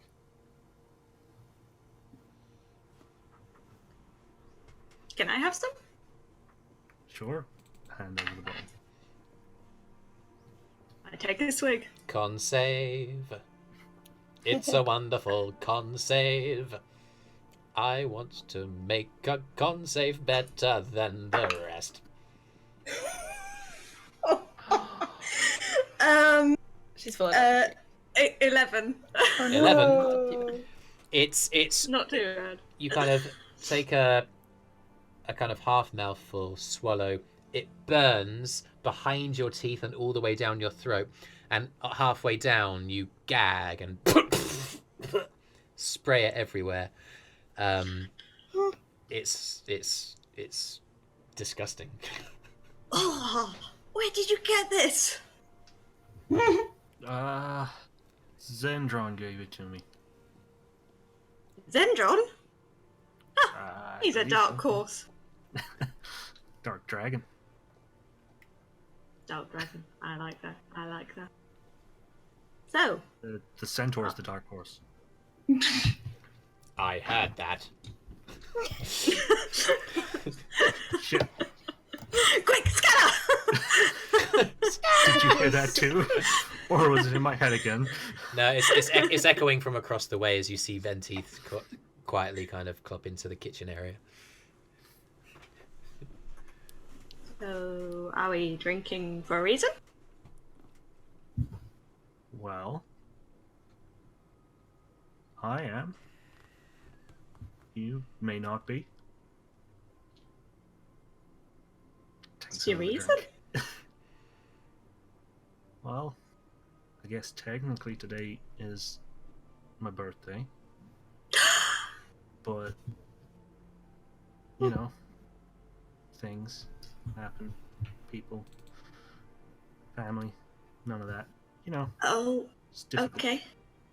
Okay. So, I shouldn't say happy birthday. You can say what you want. Doesn't bother me. I think it does. You're sat up in a tree, drinking. You're not wrong. I am indeed sat up in a tree drinking. I think you let on that it bothers you more.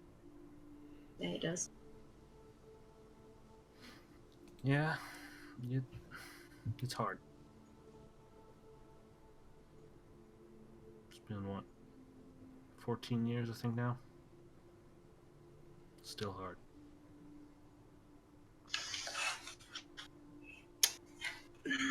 Time is a funny thing.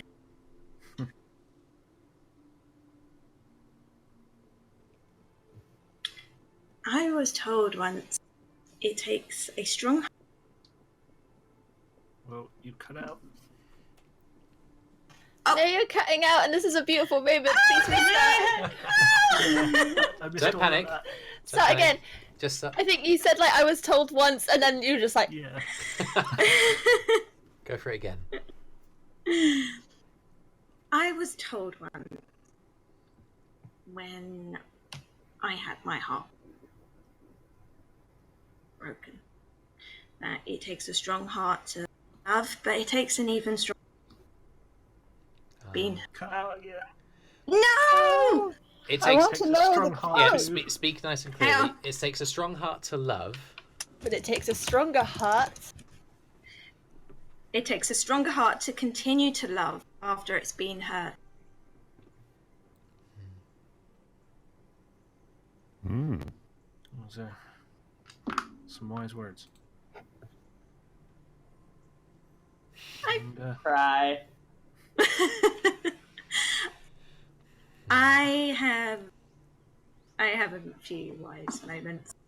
Not all the time. They come now. Very wise. Why, thank you.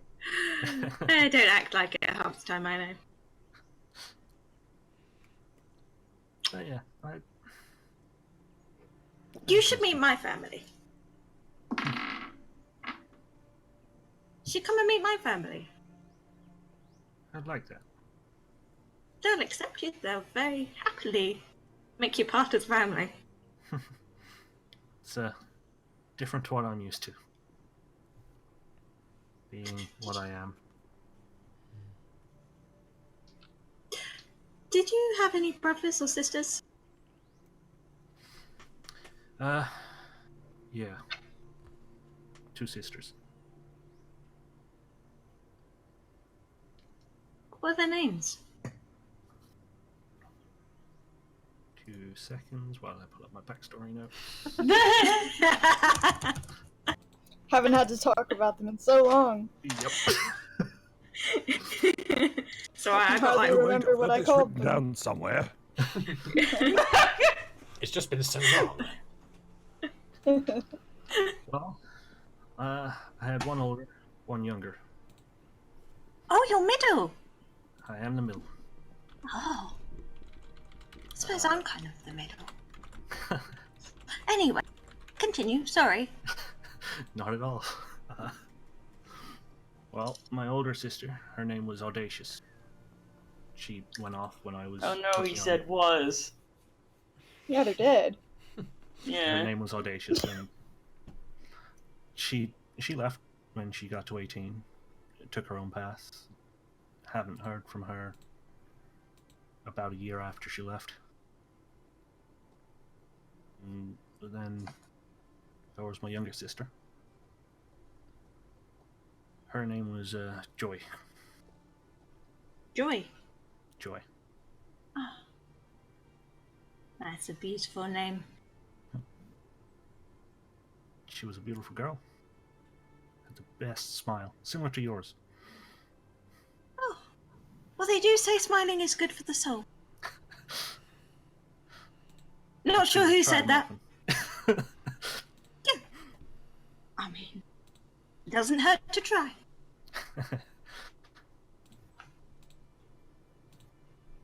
What about your parents? What was that, sorry? What about your parents?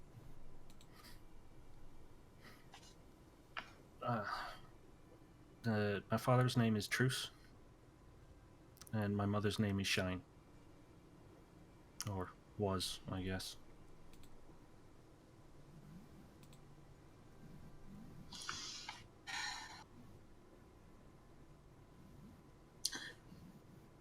Someone's died. You said it's been 14 years. Yeah. And I'm guessing it happened on your birthday? Not on my birthday. It was around. It's a bit later, actually, but it's just hard without them there, you know? I can understand. I understand. How about on your birthdays from now on, you have me around? I'd like that. Yay. Cool. I offer another swig of the drink. I accept. Clearly she doesn't learn. Oh, gnomes. Take the sip. Make the con save. 11.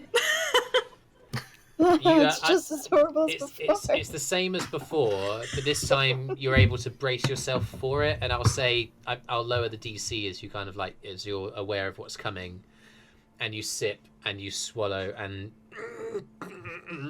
you're I let out like a squeal.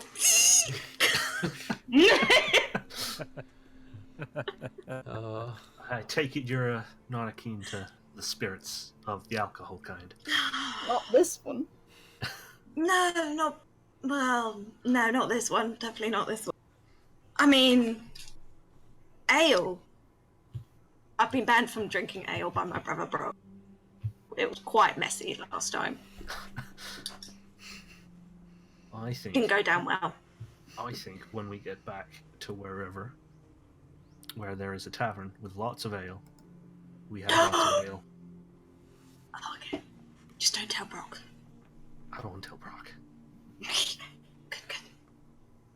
Because he won't be best pleased with me.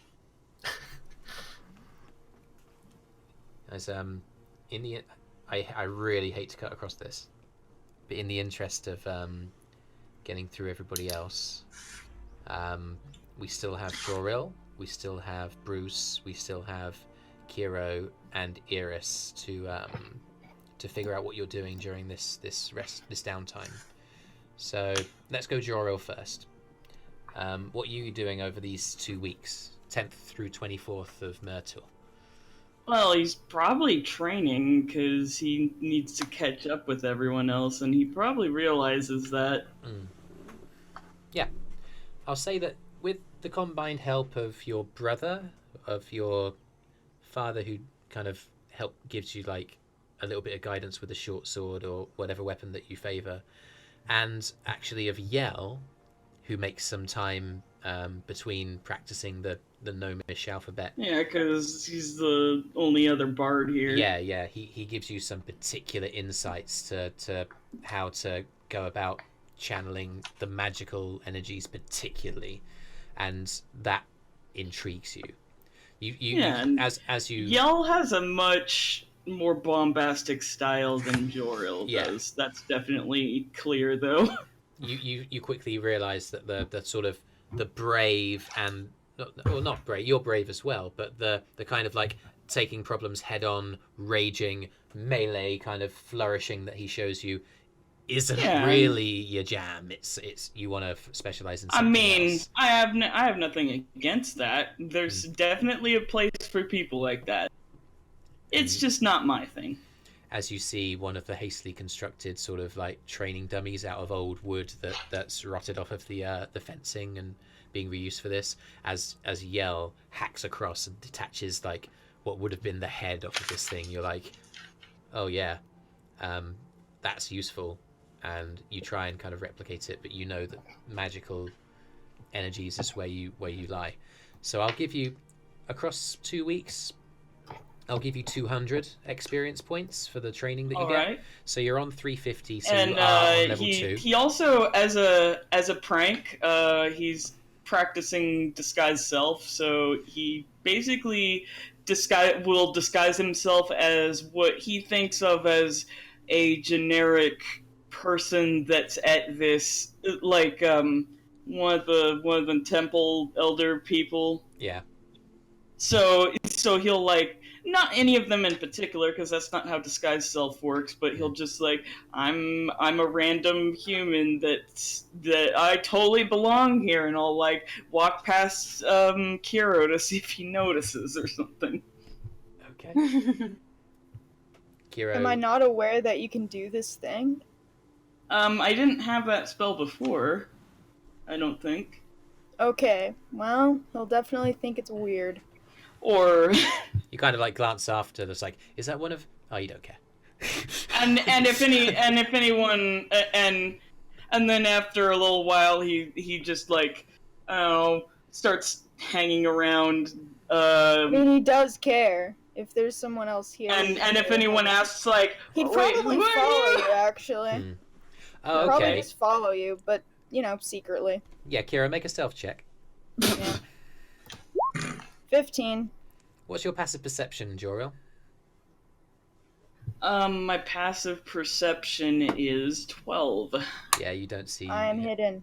So you kind of walk around the corridors and kind of like glance into the library. It's a break time for Ella and Nihilus at the moment. So you kind of move in and move amongst the bookshelves, pretending to be kind of wise and graceful.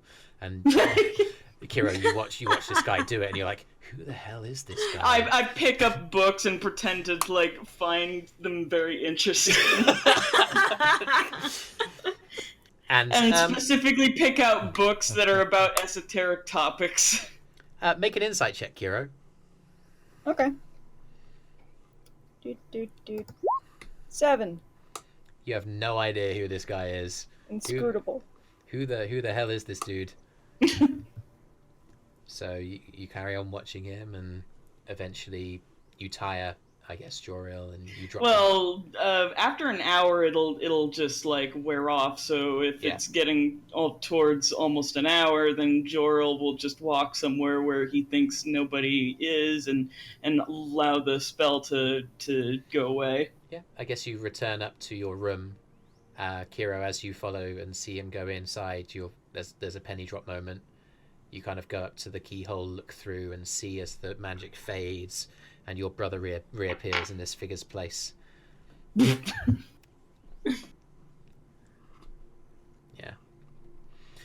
Anyway, anything else? Or I guess that training would take up most of your time, but you are level 2. I'll say I think I'm gonna have to knock him unconscious and question him. What? Listen, there was suspicion that you weren't really his brother. I mean, do you want to do that? Okay, that's fine. Yep. Okay, so I'd like you to roll stealth again as you sneak into the room. Alright. 26. Oh, okay, yeah. I am non-lethally, attempting to knock him out. Okay, I'd like to make an athletics check with advantage, and it's contested against Joril's, because you're trying to just grapple him into unconsciousness, basically. No, I'll hit him. Oh, you're gonna hit him? Yeah, attack roll. I'm gonna use. Well, it doesn't matter. I rolled a 1, so. Oh, okay. All right, let's just say I knock you out. Yeah. So as you kind of as you're just like dropping your disguise and you kind of grin to yourself at your newfound sort of abilities, there's just a jump from the shadows and No, I'm not And- very happy about all this at all. and as he collapses into your arms, you kind of like, what are you going to do, Kyro? Well, obviously, I'm gonna tie him up. You get out your What, in a rope chair or and something? you tie him up. There is or a the bed, chair. one of the two. The poster of the bed is the ideal place, so that's what you choose to do. And eventually, Joril, you groggily come to consciousness, and Kyro is stood opposite you with his arms folded. This is a little confusing because to him it feels like one moment he was like standing in this room, and the next moment like, how did I get tied up? You know? Yeah. He's like, huh? Why am I tied up? Kyro? Oh, Megan, are you still with us? Yes. Okay. I'm waiting to see what this guy says and does. Stare. Kyro, did you tie me up? I did. Why? Probably because you were acting very suspiciously. Okay. Are you... Oh, okay. So you probably saw me disguising myself, right? Yeah.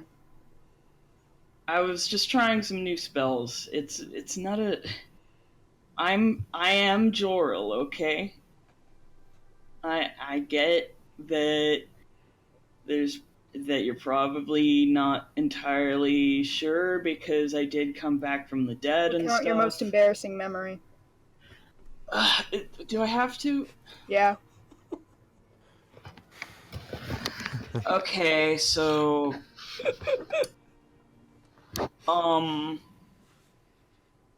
honestly, it's hard to rank them, but I mean the incident with the with wait, hold on, I need to make up something.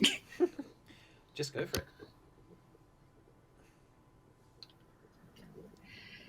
You know that time when I was like 10-ish and I just waltzed into the neighbor's house and they were having dinner and just sat down with them like it was no big deal, and you had to come and get me before they attacked me? Yeah. Well, there's that. Do you need more? There's also the time... No, it's fine. You don't have to give the details. I believe you. Okay, good. Just listen. Common sense. Common sense. Sorry. It's just a disguise self spell. Yeah, I know, but listen, we're in an extremely isolated area. There was an unannounced stranger who I don't know. I don't know what he's doing here. He's spying on us. Sorry, I should have told you ahead of time. I was just trying to see if you'd notice, and I guess you did. Yeah. Alright. Well, sorry. I'll call you Slack, because apparently you were dead. I don't know what that did to your brain. That hurts. Major oxygen deprivation, man. Just feel lucky I didn't try to stab you or something. Idiot. Yeah, I suppose so, but... I mean, I'm glad you didn't. You showed such restraint. He just looks flatly at you. When haven't I shown restraint? Oh. Out of character, like, your brother typically doesn't get to do much. Okay. That he would like to. Speaking of which, if you guys have finished, let's move on to Kyro. What are you going to do with the spare time that you have? 2 weeks. Oh god, I don't know. Like, having spare time is not something I'm used to having. I'll say I don't know what to do with myself. Okay, you're sitting in your room and you're wondering what I mean, what to do. I was gonna try to undermine Arthrin, but it seems like he's busy, which is quite irritating. I mean, Because Eirys is also busy with Arthrin, which is literally the worst. Worst. you know, 2 weeks is a long time. There's gaps between everything that's happening. I'm sure they have time. Hmm. When There'll they're be not. times when they're not, like, when they're eating solo or Eirys just wanders past or, you know. Okay. As you're, It's literally the worst. I'll say that as you're kind of in your room, just kind of like sharpening your blades again, for what it seems like the 10th time that day, there's a knock on your bedroom door. I'd probably approach Eirys at some point. What was this knocking at my door? Okay. I open the door. It's Arthrin. Hi. And I'll close the door. Kind of like, and then I'm like, Kyro. I kind of What? like, sorry, Arthrin kind of juts out his arm and just prevents it from completely closing. No, wait, no, please, just. Can you hear His me out arm for a gets sec? rather squished, I think. Oh no! Ow, And I'm ow. like, Kyro. Come on, let me in. Come on. I wasn't expecting him to stick his hand in front of a closing door. Which is He still opens the door there! again. He Oh, opens the door again. What? I've come to apologize. I've just literally wedged my arm in the door here to tell you I'm sorry. Oh, Listen, go on. I can't imagine the life that you've led, and I can't imagine what it must feel like to lose someone like Joril, and that you would be willing to climb to the top of a mountain and fight some mystical necrotic shit to bring him back. Like, Sometimes I wonder that myself. I mean, it's admirable, and we came to help you because we chose to, and I treated you with such disrespect, and I have my own frustrations. I have my own shit. We all do. But that doesn't mean that we can't figure out a way to walk together, I guess. He unsheaths his short sword. You want to train?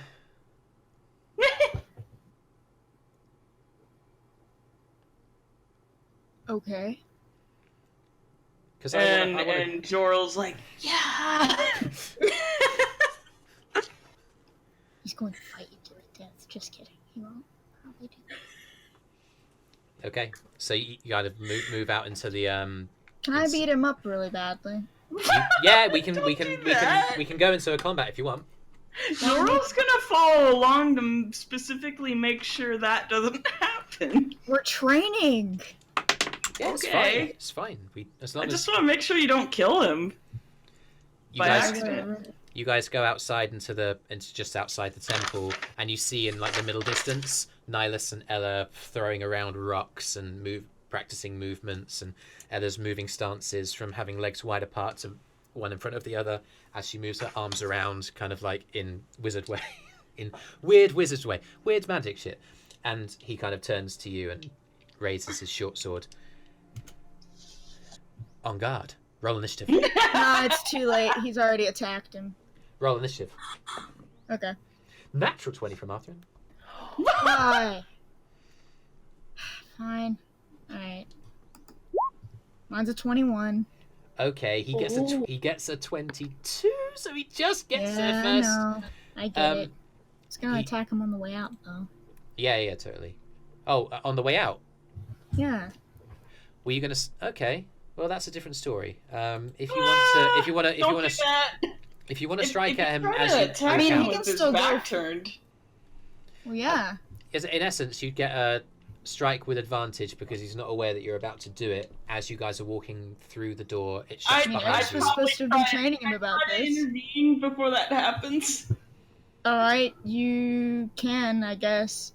I mean, you'd notice. Yeah. Okay. I came here trying to prevent that. Like, anytime Kyro spars with you, it happens immediately. Okay, so what I'll say is, So you would know, I guess. if you guys, if that's what's going to happen, then both of you need to roll initiative for who goes first between the two of you. All right. Okay. I got Does a 21. Joril go first? So that's a Eirys 20. would likely also be chilling outside. I would just like to point out. All right. Well, once But- we get outside. Yeah. All right. I got a 19.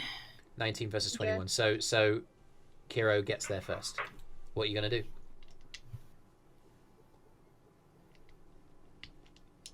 I just want to kick him. Okay. Roll an attack roll with advantage. Okay. And then I tackle him right after. Damn it. I wonder if I should instead deal with my brother instead of kicking Arthrin, because I am going first. You do see him coming. It's your turn first, Would. and you're telling me that He's, you're he's, kicking he's doing a Arthrin. Naruto run right for you. Okay, I guess if I see you charging at me and his back is turned, I guess I have to deal with you first since you're the most threatening thing at the moment. So that's what's gonna happen now. Okay. I guess I'm kicking you. So you see your brother kind of darting in to prevent you. You turn, you kick. What's the roll? Alright. To hit? Yeah. Let's see. I think it's just straight up. Okay. It's an attack roll, yeah? Yeah. 23? Oh, yeah. That does- hits you. Does that Oh hit yeah, your that armor hits. class? So Yep. it's My an armor class is- unarmed strike is D4 plus Oh wait, do I? strength, I believe. D4 plus my sneak attack, and it's a crit. Oh yeah, you're going before he does in the initiative order, so he gets. That's right. Okay. Wait, I haven't like. Yeah, I don't think he's wearing his armor right now either. So Is an unarmed attack Womp womp. considered finesse? Okay, so you could add your dexterity. Thank you for that, Arby. No, I'm Awesome. saying is it? Because if it isn't, then you don't It's get my strength then. I can use my strength, that's fine. Okay. I mean, I'm not really exactly trying to kill him. Okay. So, let me just add some numbers that I don't normally do. Okay, Actually, they're no, my they're arm not. strike would be a +4. So they're not.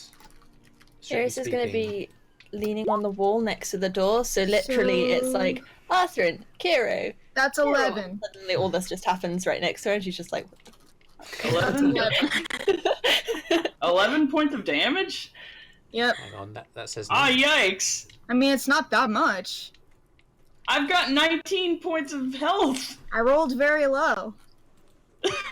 So yeah, you kind of move to So intercept now your I've brother. got 8 points of health. So you rush You him. feel like you cracked rush one of him, his he whips- ribs. Yeah. You rush him, but he whips around and roundhouses you into the wall. And you hear a rib crack. Arthur turns around. Holy fuck! Jesus! You're just gonna, like, Kyro! you're just gonna crouch down next to you and be like, "You alive?" And he's like, you shouldn't do that. Alright. Fuck! Well, you were rushing me. You know what happens when you do that. You were gonna attack him. Yes, because that's what you do when you spar. Kyro, we were He heading had out. his back turned. You don't attack people when their backs turned and you're sparring. Joril, you always attack people when their backs are turned, especially when they're sparring. He's gonna be upset at you now. Oh my god. He turns around. Good God. Ella, can you come over here for a sec? We need some healing over I'm here. okay. It's He'll be just- fine. Ow. He'll be fine. I wasn't going for. you know, Actually, killing yeah, him. good use of healing though. I think you cracked one of my ribs. Ella comes over, It not kind of looking hurts to happy. breathe a little bit. What has Like happened? that was a good kick though. Like yikes. Yeah, I know. invited Kyro to spar with me, and then I think he was about to attack me from behind. His brother tried to stop him, and he broke one of his brother's ribs. Kyro, that's not how we get along with each other. Arthrin, I told you that's not Yeah. how we get along with each remember other. what I told you about people who know thieves can't? Yes. I just nod and carry on. I just walk away. And I'm like, please don't be upset at him. This is pretty normal for the Underdark.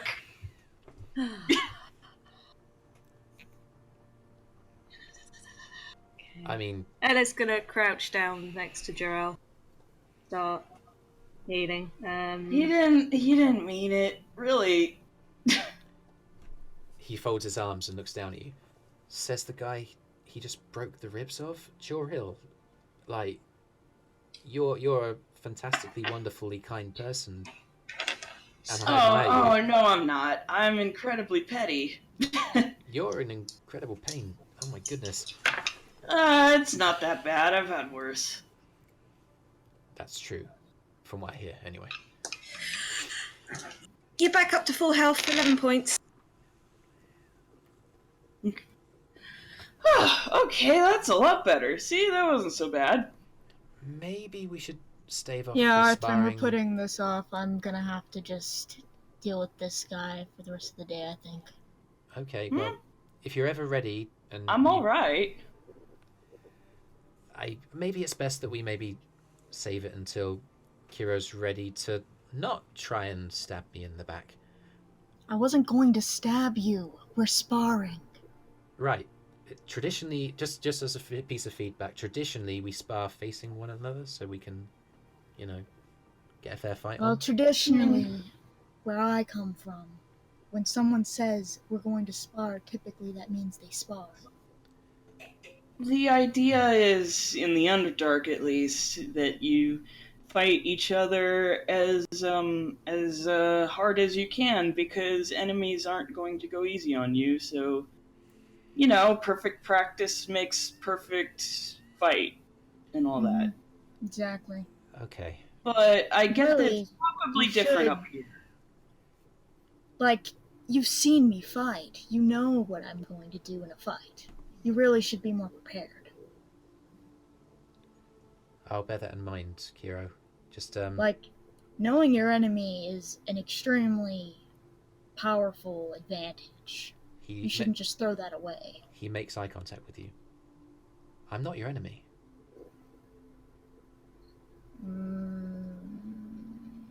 Kyro seems suspicious. I'm not your enemy. None of us are. Uh-huh. Well, I mean, I believe that... Kyro, he and everyone else, they, helped me come back to life. I don't think there are enemies.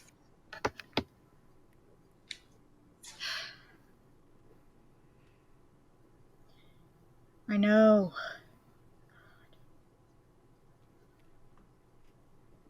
Anyway, I was gonna train with Eirys anyway, but I'll talk to you guys later, okay? I'm glad you're better, Joril. Thank you, Ella.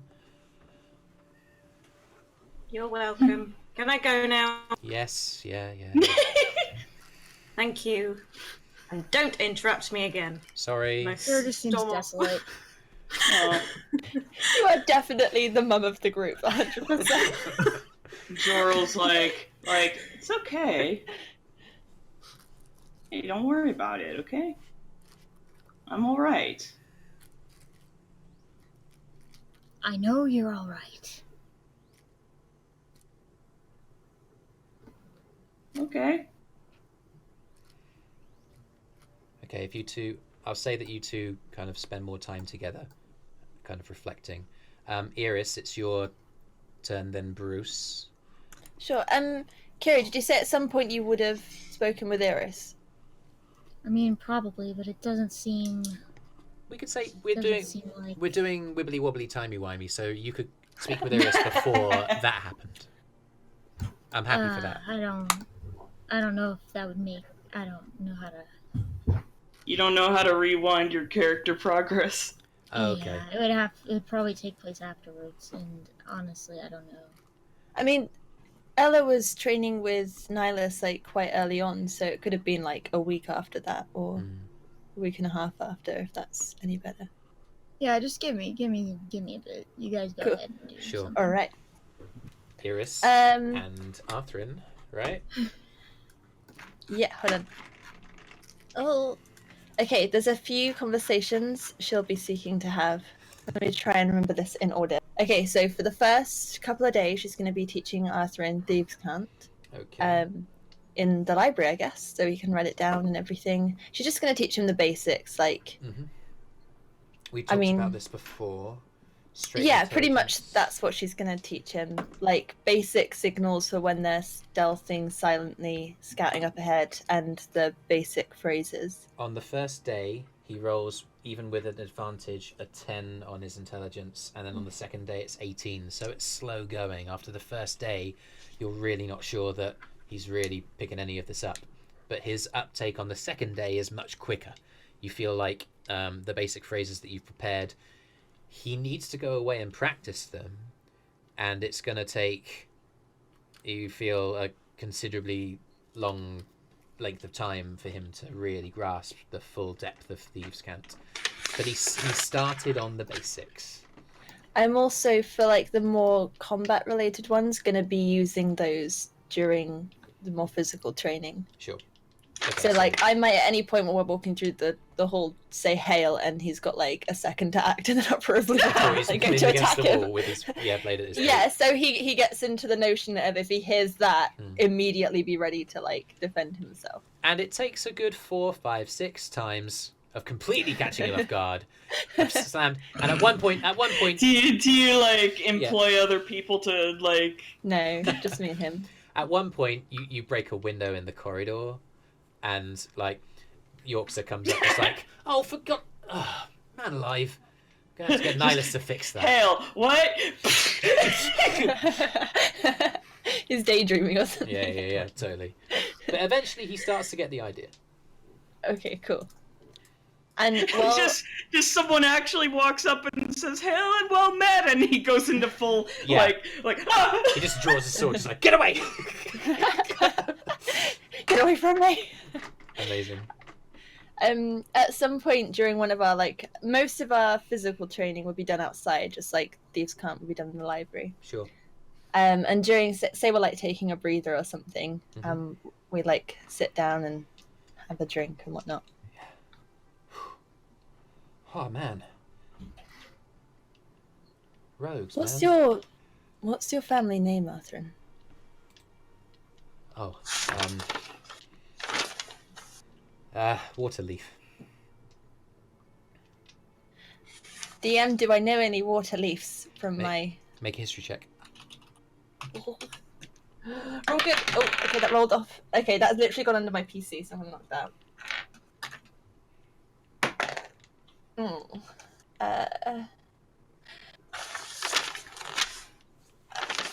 4. Nope. Nobody. Nope. Nope. You don't have any family near Shrine, do you? Trine? No. We came from far and Loth.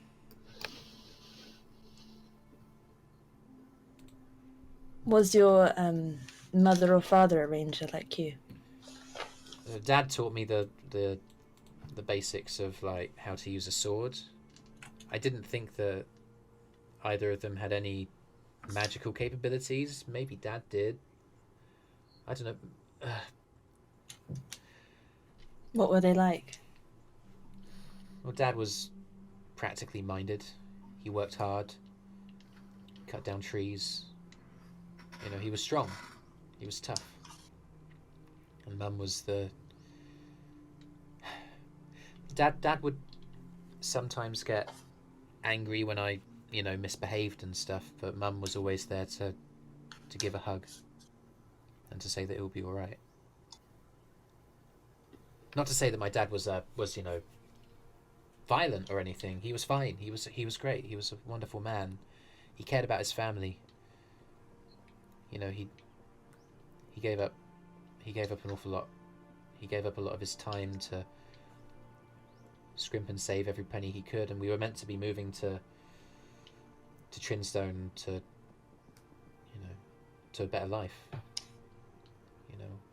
Things were looking up. We were able to afford a down payment on a house in Trinstone and be closer to my cousin. And then that North Road above the Youthswood, man, that is a fucking dangerous road. You'd have thought it runs through the centre of the Empire, why the fuck are hags able to... It's certainly going to be a fucking dangerous road when we get back down there. For the hags. Fuck yes. I think they'd be very proud of you. Your parents, not the hags. Should Who cares fucking what hope those not the hags hags. When I hold I mean, they probably that breed mother's head in my hands, having been decapitated off of its body, I hope it is proud. Anyway. What do you think your parents would have made of this? Of you killing a dragon or fighting a dragon? They'd have fucking hated you. He laughs to himself. They would be smart. I don't think they'd believe it. I can barely believe it. They just wanted, Dad just wanted the work, and they wanted me to go into the same line of steady work. They didn't want anything to impede on the family's safety. Well, I don't think you're meant for steady work. Apparently I'm not, no. Apparently I'm meant for running up behind people and stabbing them. Which, I can get behind.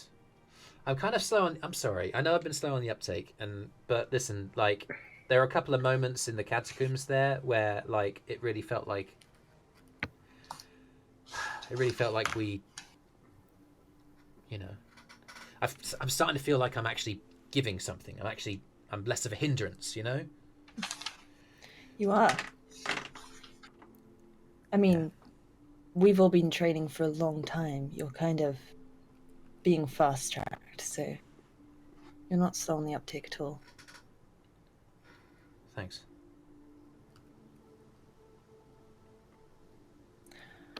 Well, let's get back to training. Yeah. I'm also very excited to see the look on your cousin's face when I tell her all the things we've done. No, she won't believe a fucking word of it.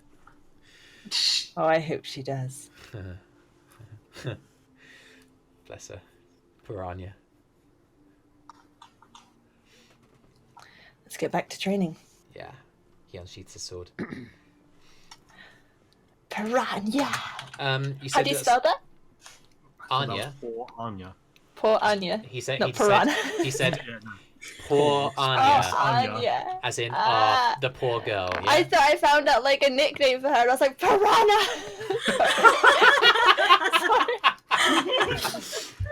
The piranha of Trinstone. I'm sure she's heard The that all piranha of through her Trinstone. childhood. I think if you head down and you spread a rumor, you could actually get that nickname in the works. Don't tempt Eirys. That is I feel like that was what people teased her with in grade school. Yeah. Because she had buck teeth or whatever. No, so, her name is Anya, Anya. And he said poor Anya, as in, kind of affectionately, but also, understanding that she's a massive stick in the mud. So, yeah. That's the training. I'll say that because it's about a week, that you can each gain, 100 XP. Ta. Yeah. Sweet. Okay.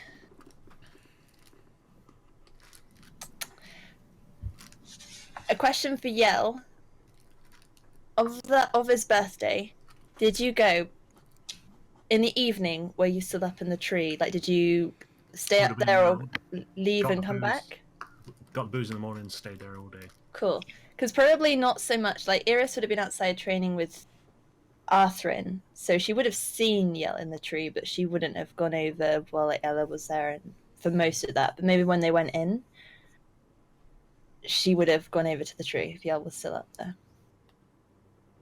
And without a word, just climbed up the tree.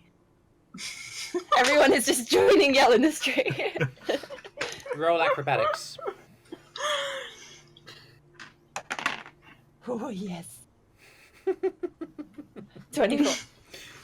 Yeah, you kind of you could walk up, you see Yell, you walk into a jog, into a sprint just before, and pad, 10 feet up, grab onto a branch, while with the momentum of your body, sweep up onto another, and then whoop, you're there. Compared to Ella's attempt earlier, it's just the other side of the world.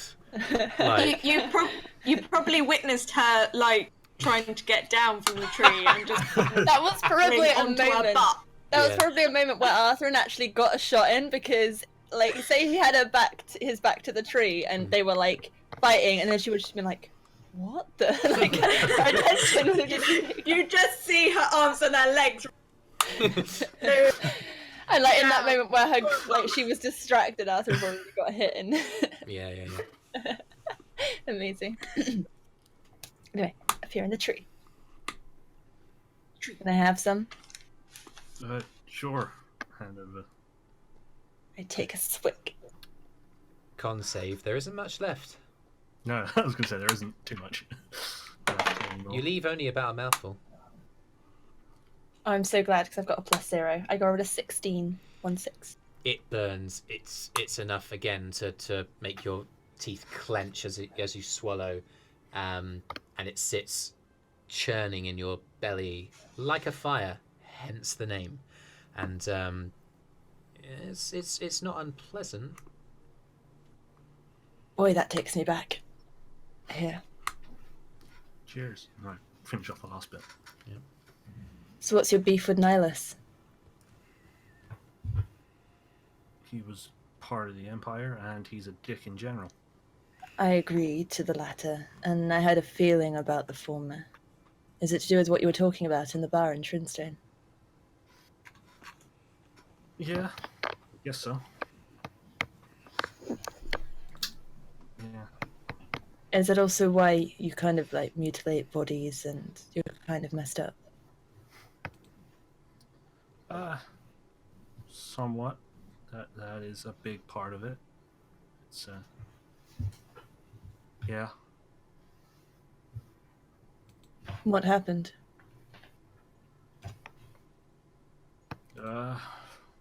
Well, about 14 years ago, give or take a couple months.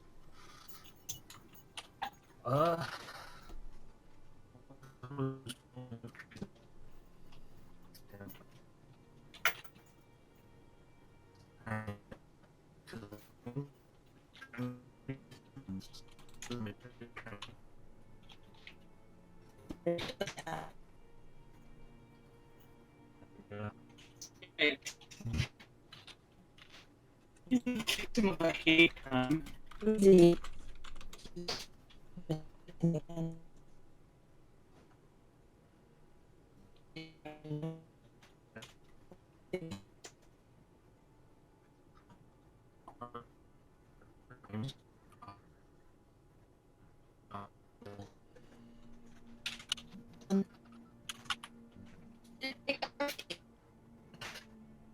Same thing, like.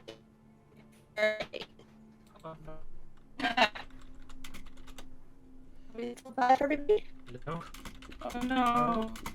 Hello? Hello? I hear you just fine, but Sorry, Abby. I have Hi. returned. Hello. Hello? Hi. James. Hello? Hello. Can Can everybody we- hear us now? Hello. Yeah. Sorry about that. I lost. I can hear most of you. Hi, Brüz. Sorry, Swiss. I think I just lost everything for a few seconds. So when I come That's to fine. edit this bit of the video, I'm gonna just cut that little bit out. It was about 30 seconds to a minute, while Arby was talking about. Sorry, while Yell was talking about what happened to his family. What was the last bit you heard that you recorded? I have notes. What was the last bit? It was What just was the last bit? It was when Eirys asks what happened, and he goes, "Well, about 14 years ago." Oh, Blah, blah, blah, blah, blah, blah, blah, literally. blah, blah. Yeah. It's like the end of an episode of like a really good series. Well, Yeah. What happened? Well, I heard most of it. Sorry, About- guys. about 14 years ago, a couple months, give or take, my father was accused of treason against the Empire for trying to summon demons to the material plane. And I'm guessing he was wrongly accused Quite so. It's, because you're tieflings. nail on the head. Victim of a hate crime. Who was it he was committing or accused of committing treason against? Well, the entire Ufalian Empire. What do they think he did? Well, our last names because Yell is not my actual name. It's just a name Tieflings give to the people who are more understanding. What is your actual name? Zarek Balkaton. Would you mind spelling that for me, Zarek? Xerek. I'm not going to remember that. Oh, and how did you spell your surname, Zarek? EHALLCATAN.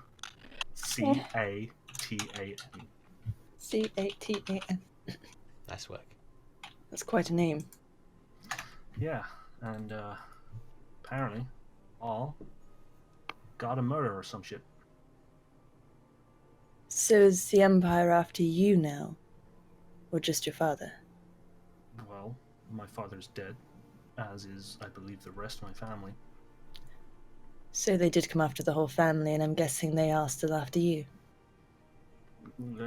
For the most part. I mean, it was a long time ago. I got rid of a lot of evidence against me. False evidence, obviously. But the guy that did it, I don't think he knows I exist. They didn't know he had you as a son. Well, he knew that there was children, and he burned down our house with my mother and sister inside.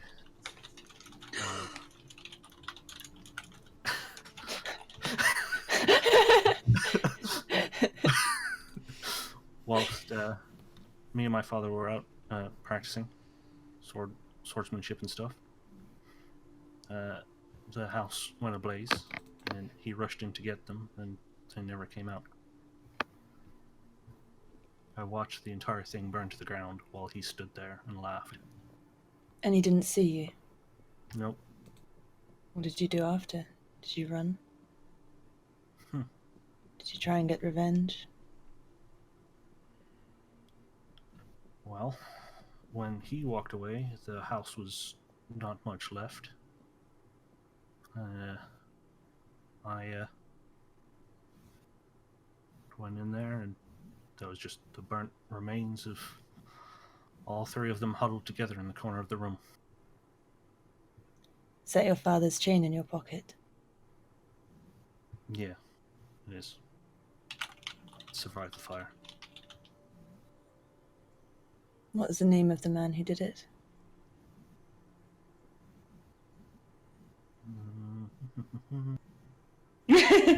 Checking backstory. It's okay, I appreciate it must be difficult to talk about. Take your time.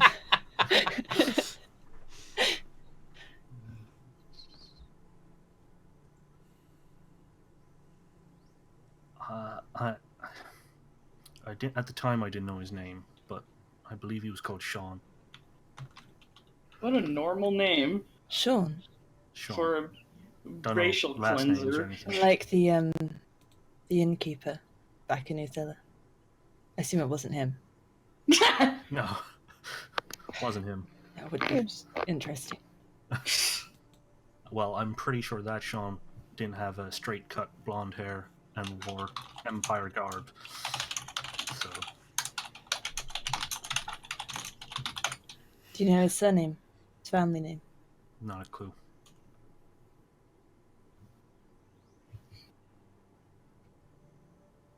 Wow. He was just wearing a name tag that said Sean on it. Well, I didn't. My name is Sean. How can I help you? I didn't find out at the time. It was later on through conversations and things like that. Where do you hail from? Why did you call him? Well,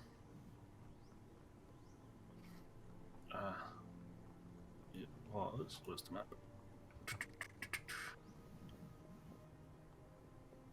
It was in Sailing Water was where we called home.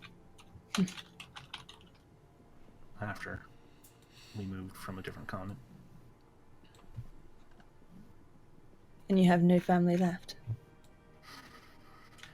I don't think so. I had an older sister, but she left before any of this happened and stopped hearing from her not too long after she left.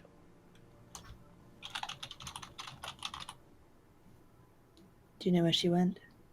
I'm just lost touch entirely. She'd ride back every now and then after about a year, it just stopped. She had a gift for making nature grow, but we stopped hearing back after a while. Sounds like freaky magic shit to me. You're not She's wrong. a werewolf. I don't know. Do you think after we're done here, we could go find her? Is that what you'd want to do? If I could do that, that would be a bloody miracle. Well, somehow a group of very unique and intense individuals has ended up together. I wouldn't be surprised if we ended up running into her by some strange coincidence. I mean, it's kind of weird, everything that's happened already, right? I've done some weird shit in my day, but nothing like what we've done. You're not wrong. So who knows? Maybe we'll run into her. If she's still alive. Maybe we'll find out what happened to her if she's not. The closure would be nice. Good talk. I Yeah. jumped off the tree. Oh, bye. 3-point landing, like Iron Man. Sweet. Was going to ask a question back, but you ran off, so it's cool. You can. I mean, she's only at the bottom of the tree. You can like, Call after. Toss a cue down. if you want to get that window. Hey, Eirys. Hmm. You knew I'm well on the run from something. What are you hiding from? How do you know I'm hiding from anything? Or at least running. How do you know I'm running from anything? Takes one to know one. That it does. And then she runs away. Get me another drink Throws down a sometime and I smoke might tell you. bomb. Alright, I'll keep you to that. Just let me know if there's anything that might kill us beforehand. I'll try to. And I walk away. Throw down a don't. smoke bomb. You don't look back. I brood away like a broody rogue. Speaking Any other of- business? Boulevard of Yeah, Broken there's one more Dreams person I want to starts talk to, play. and then I've ticked off everything on my list that she definitely doesn't have, but I definitely do. Okay, so at some point I do want to catch Kyro. Okay. What? Okay. Bam! Intense on the spot. I don't know how or where, but we're talking. I mean, I think he definitely lectures Joril about that stuff he pulled. I mean, you. What? That's I'd say, not yeah. There's an great. opportune moment for you after you watch everything that happens with Arthrin wanting to spar with Kyro, everything that happened there. You give the two brothers a bit of time, like half an hour to an hour or so, to have a talk, and then Joril's It just gonna seems take Kyro's the... very disparaging of his self.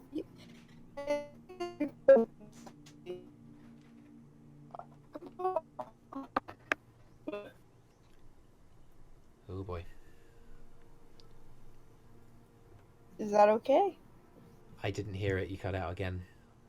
Oh, I was asking if it was okay if I had that discussion, or if we were on a time crunch.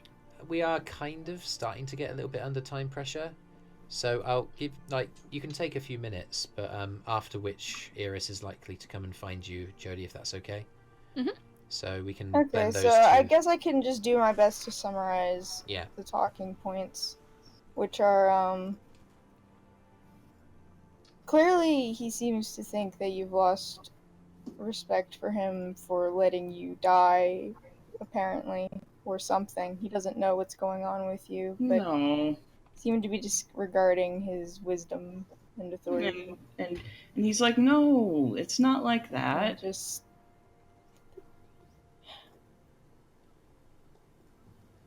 and he doesn't. Yeah. You're still my big brother, and I still respect you. Don't think I don't. Then you shouldn't act like you've lost all faith in me or something. I haven't. I just worry sometimes. You're not as good at talking as I am sometimes. Yeah, but I'm a lot better at most other things. Okay, that's fair, but I worry sometimes about our social standing, you know?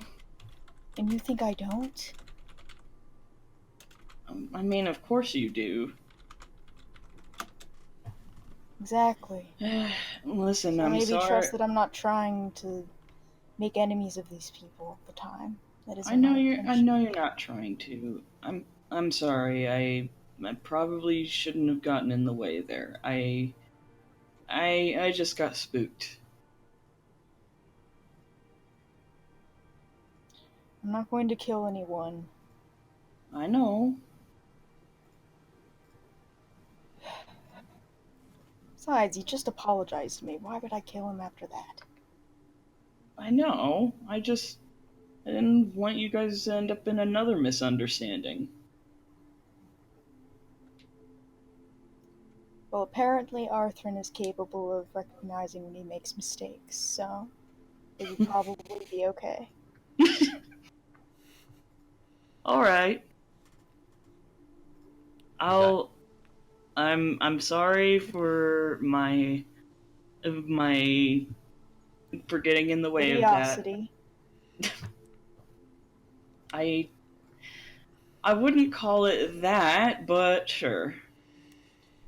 You guys are in the kind of main chamber of the temple with the vast stained glass on the far side and the main door. And with that, we're going to spar. And he immediately attacks you. You probably go unconscious at some point. Oh well, yeah, you're a higher level than me, so. Yep. I think he spends most of the sparring just trying to get out of fighting you. Which, to be fair, if he was in an actual life or death situation against someone as strong as Kyro, then he would be trying to not be in that fight. So, This is fair. So he spends the whole time, like, trying to make you fall asleep, or trying to, like... Elves are immune to that. Elves are immune to magical states. Oh, right. Sorry. Trying to... Oh, man. I can't even do that. Anyway, but regardless, the point he is, just runs. At some point, you are not. He knocked casts Long Strider on himself, and he's like, Nyum! I mean, I have the dash action, which I do. Well, so do I. No, you don't. I mean, I use it as a bonus action. Oh, well, whatever. What I'm saying is this fight resolves with you being knocked unconscious. That's okay, well, I ran as good as I could. So, yeah, you did a good job. He's proud of you for your efforts. Okay. Okay. Surely this has made you a stronger person somehow. You guys, finish that. Eirys, you kind of enter in from the front door to see Kyro sort of standing over the unconscious body of. Yeah, he's just checking his pulse, making sure his vitals are fine. He's not dead again, is he? No, he's fine. Good. Well, I was gonna catch you alone, but I suppose you kind of are. Sure. Before Joril came back, obviously we were all traveling together here to bring him back. And you said that you were keeping me around because I'm useful, which is true. Well, but, I mean... What's that supposed to mean? What were you going to say? Sorry, I interrupted you. I was going to say, now your brother's back, do you still need us around? Or were you two going to go off? Like, did you still want to Russell to do something together, go somewhere together, kill more shit? My point is, am I still going to get gold? I mean, if if I get gold and you're there, sure. Yes. I mean, if we're being frank, I would probably be willing to give you a lot of things if you asked for them. Yeah. Okay. Well, if things carry on as they Was are, I'm that a sticking around. flirt? You're unconscious, so I'm sorry. If you just No, I'm saying that out of character. if staying with you keeps earning me gold, then I will be staying around. I'm glad that you still want me around. It's He beneficial. seems slightly confused, but is accepting this. All right. Did you... Ella said she had something she wanted to do, and I'm not really sure what it is, but I guess I might go along with that, unless you had something you wanted to do. I don't really know what everyone's plans are. What did Ella want to do? Not sure, but I mean, if she can make use of my skill set, it probably involves killing someone she hates. I'm in. If she needs me. I think at some point we should all sit down and figure out what to do next. You know, We're it's... very good, all of us together, and if we have a few things to do, I think it's better we do them one at a time all together than split up. Yeah. We should get everyone together at some point. All right. Anyway, you want to get up to some ice on his Brüz real bad. And I walk away again. Okay. I'm gonna move on. TheSwiss, are you with us? Yo, I am. TheSwiss has been suffering from connection problems all evening. My advice for future is maybe stay away from using the camera. I think that's what's putting you over the edge. Left it off for now. We'll go to you. Brüz will do his business, and then we'll have one last little kind of group meeting, everyone together, and then we'll finish for the night. Brüz, over to you. 2 weeks of downtime.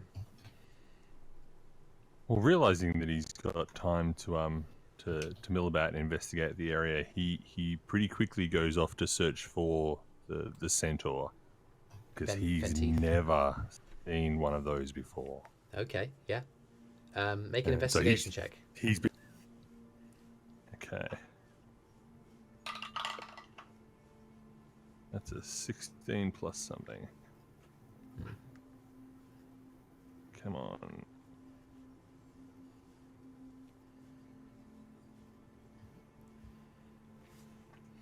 Investigation, wasn't it? Yeah.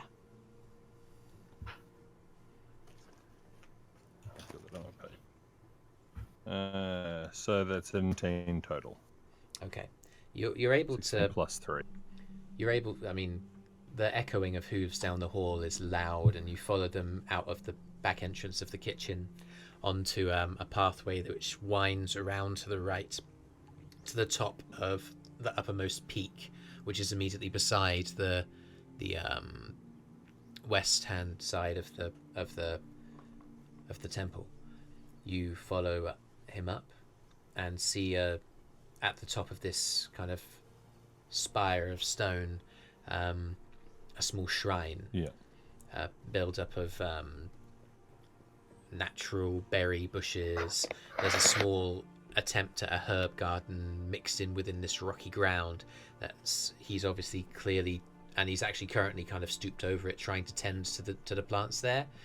A lot of them are without leaves, and they've clearly been harvested repeatedly in recent days. And with some consternation, he kind of fawns over them. On the left-hand side of this is the shrine to a god of some description. You're not sure, but you approach. He's facing away from you, fawning over this small herb garden. Yeah. Okay. So Brüz walks up, doesn't get too close, and calls out. I'm guessing it's mid-afternoon or something. Mm-hmm. And so he says, "Good afternoon, sir. I'm sorry to trouble." Hello. Yes. Is there, good to see you. Is there something I can help you with? Well, I hope you don't mind, but I'm finding myself quite curious. You see, I've never met a centaur before.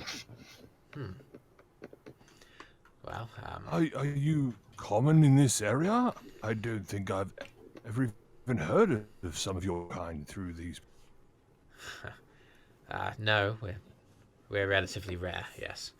Particularly at the top of this mountain. No, I'll admit to being Yes, well, out of my element. your hooves are not so well set for such large amounts of stone. Yes. It isn't the most comfortable dwelling, but I believe in what Zendron aimed to achieve here. And I believe that we have been vindicated. What has brought you so far up a mountain? Well, the temple here was not always so sparsely populated. It used to be the home of an adventurers guild many years ago. In the immediate response to the Morgathva phenomenon, there was a call from Zendron and some of his adventuring companions of the time to safeguard not only the Empire but the entire world against future calamities of that nature. So the temple was thronging with individuals to be trained, to be equipped with all the skills of magic, of combat, of quick talking, you name it. It was quite the place.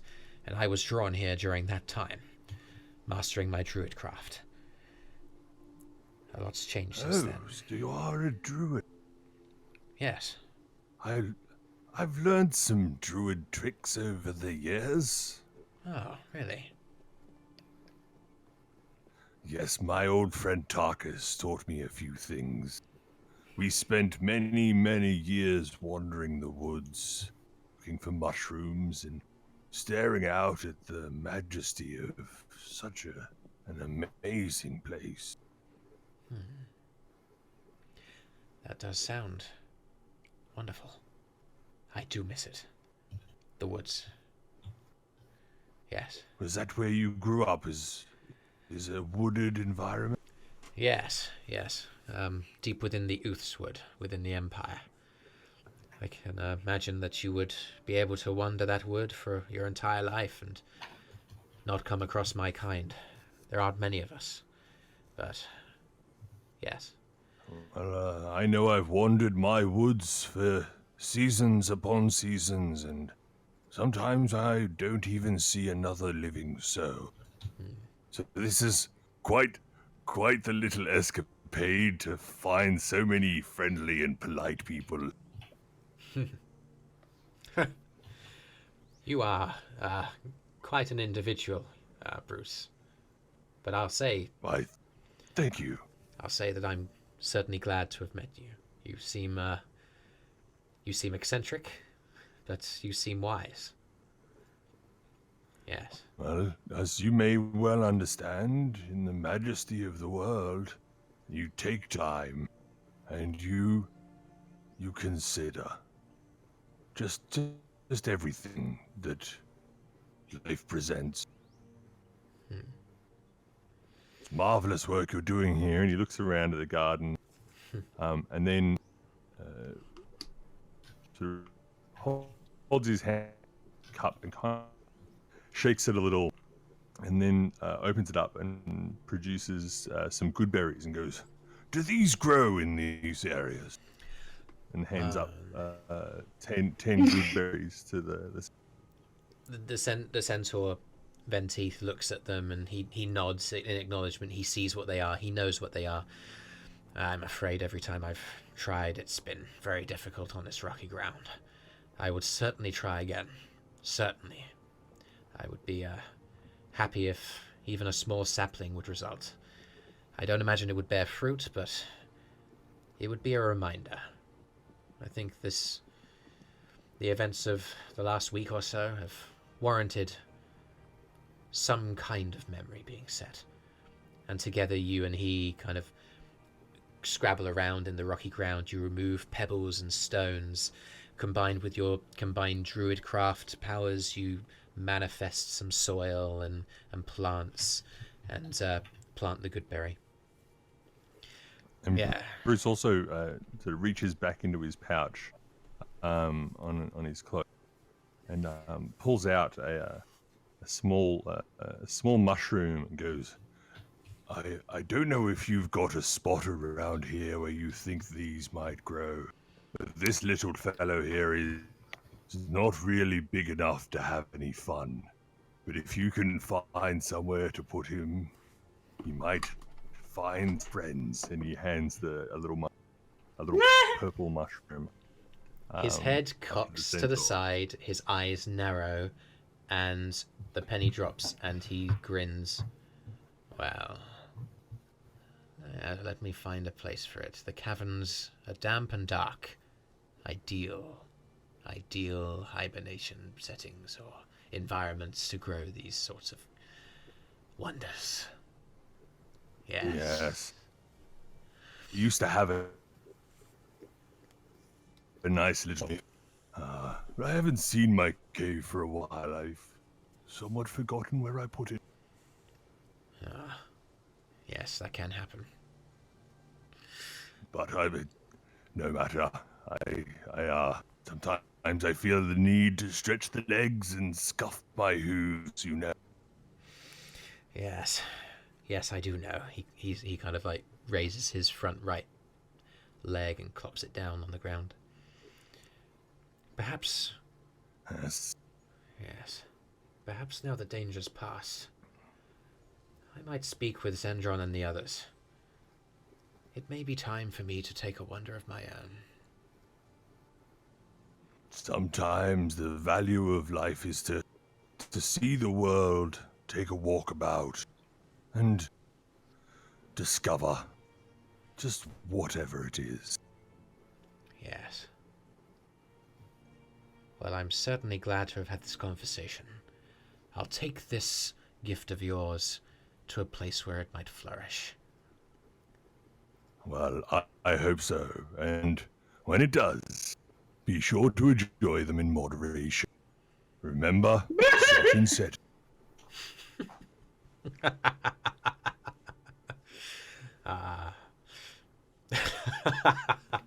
He laughs loudly in a way that is rare to see from this creature, and as he clops past you down the way, and he makes his way down. Whether or not you follow him, it's up to you, but he makes his way down into the caverns underneath, with the corridors and the plinth and the downwards kind of tunnel into the catacombs that you've passed before. I definitely followed him down. He finds a damp, dark place here, and places it down, casting druid craft, and the fungal growth makes its way over the stones into between the crags. He stands back, folds his arms. Yes. Good. Let nature claim some more of this place, the way it should have been. Yes. I do like... There's something about the damp smell of these places that just makes me feel like connected to the earth, to the ground. But Brüz, indeed, we are all connected. And that is the glory of what it means to be part of the world. Absolutely. I feel it afresh. I think Tarkus would have loved you. He was a very, very wishy goat. Tarkus, you said? Yes. He was very, very well liked and respected in the village. I used to follow him as he wandered the woods. He never said much, but he would always look at me like he understood. And so I would talk to him often. He was the one who led me to the mushrooms the first time. We had a good day that day. Brüz sort of starts staring off into the distance and see him kind of recounting some the vague thoughts that have occurred to him at that time and since that time. He goes, that was quite a day. Quite a day. I think it was I a understand. Tuesday, actually. I think I can understand what you're saying fully from first-hand experience. Don't tell Zendron that, though. he's No. What's he gonna do? He's lawful goods, you know. No, this is only for the sensible and for the not so sensible.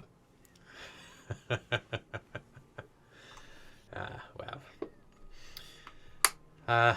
I suppose I'd better go tend to the geese. Nihilus has been shirking on his duties since he started teaching the gnome. Ella, that's her name. Yes. Oh, yes, she's a marvelous little one, isn't she? You walk and talk as you make your way up to where the goose nest is on the outside, skirting of the roof outside. He keeps talking. Yes, well, she is a ball of energy unlike many that I've met. And I must admit I was first a bit reticent of these individuals. I had some questions about whether or not they were worthy. You don't like gnomes? I wanted to uphold the sanctity of the temple. Letting in such colourful characters might have... I'm not sure what I was thinking. They've proven themselves charming, useful, competent, and good friends. Yes, indeed. They seem a very, very tight-knit bunch. And what of you? What of me? What do you mean, boy? You joined relatively late. They've always been together. In the last few days you have appeared. Somewhat mysteriously. Well, it's not much of a mystery to me. At times I go for a walkabout. Wander the woods, see the world, and find new experiences. And every so often, I meet some interesting people who have stories to tell and don't mind listening to a tale of mine now and then. So they all seem so polite. And as Mother always said, it's the polite ones that you will see a long way into the future. You guys have walked outside of the temple around the edge, vaulted over the stile that's at the fence. Venteeth, honestly, just kind of backs up onto his rear legs and vaults over the fence, and then makes his way around. Where the roof meets the wall, there's a rudimentary and basic gutter, and wedged in the gutter is a large nest with a variety of geese kind of storming around. A number of other smaller ones have been made around it, but within there's a large mother goose who's loudly calling, "Ha! Ha! Ha!" And Venteeth looks up. Oh my goodness, Brüz, come, look at this. He kind of like makes his way over, and he reaches up and pulls down a large egg, and it's quivering. Ah! Goodness! Look at this. Crack! All the way down the side of the egg, the crack appears, and pulling itself out from the cracks in pieces of egg that break away is a tiny gosling head. And then another. And then another. And then another. 5 little gosling heads attached to little gosling necks, streaming around into a tiny body. Oh, wow. This is extraordinary. At least you can raise this one correctly. Well, this is... Has this got a few too many heads? I think so. This is quite something. What a day. I've not seen such a thing before. Is that supposed to be like that?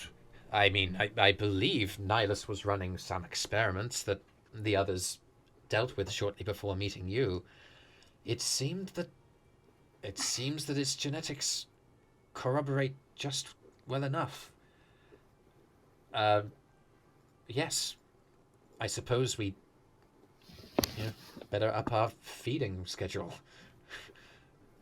I don't know if I see the logic in 5 heads. I mean, more wings might make better eating afterwards. I can't answer for Nihilus's choices in academic pursuit, but it seems that his experiment has reared a child. Anyway. Mazel tov. Indeed. And the mother gosling kind of steps over, just like, ah! In a protective manner. Venteef gently puts it back. I think we'd better leave it for now. Yes, fair enough. Best not get in the way of those mother gooses. They can be a bit funny. Indeed. Anyway. Venteef kind of I breaks should away. best let you get back to your work. I didn't mean to take up so much of your time. It was time Thank well you spent, for my all friend. your stories. Well, and yours. I hope to discuss more of your time before you got here as well. Well, if you stay love to here, know. if you stay here for as long as you wish, we can talk as much as you wish. It will be my pleasure. Well, I have found a rather comfortable chair downstairs, so I'm confident that I can stay for a little while at least. Before my hooves get itchy once more. Glad to hear it. Okay. Is there anything else? How did we get down from here? You were kind of like standing at the base of this gutter, so you're still on the ground, so you didn't actually climb up onto the roof. Oh, okay. Yeah. I assume Joril regains consciousness after a short rest. Yeah, he's fine. Okay. Sorry, I just disconnected, but there was one thing Eirys wanted to do that I forgot. Okay, well, let's do, guys, for the sake of time, because it is now like well over 3 hours since we've started. We'll get Eirys' one more thing done, and then we'll have a group meeting, and then we'll finish. Okay? It's super quick. Sure. Thank you so much, guys. Well played. This has been amazing. Eirys. On a different day, I go and find Venteef. Yeah, he's tending to the garden. You meet him on his way down from. He goes, well, hello. Is there anything I can do for you?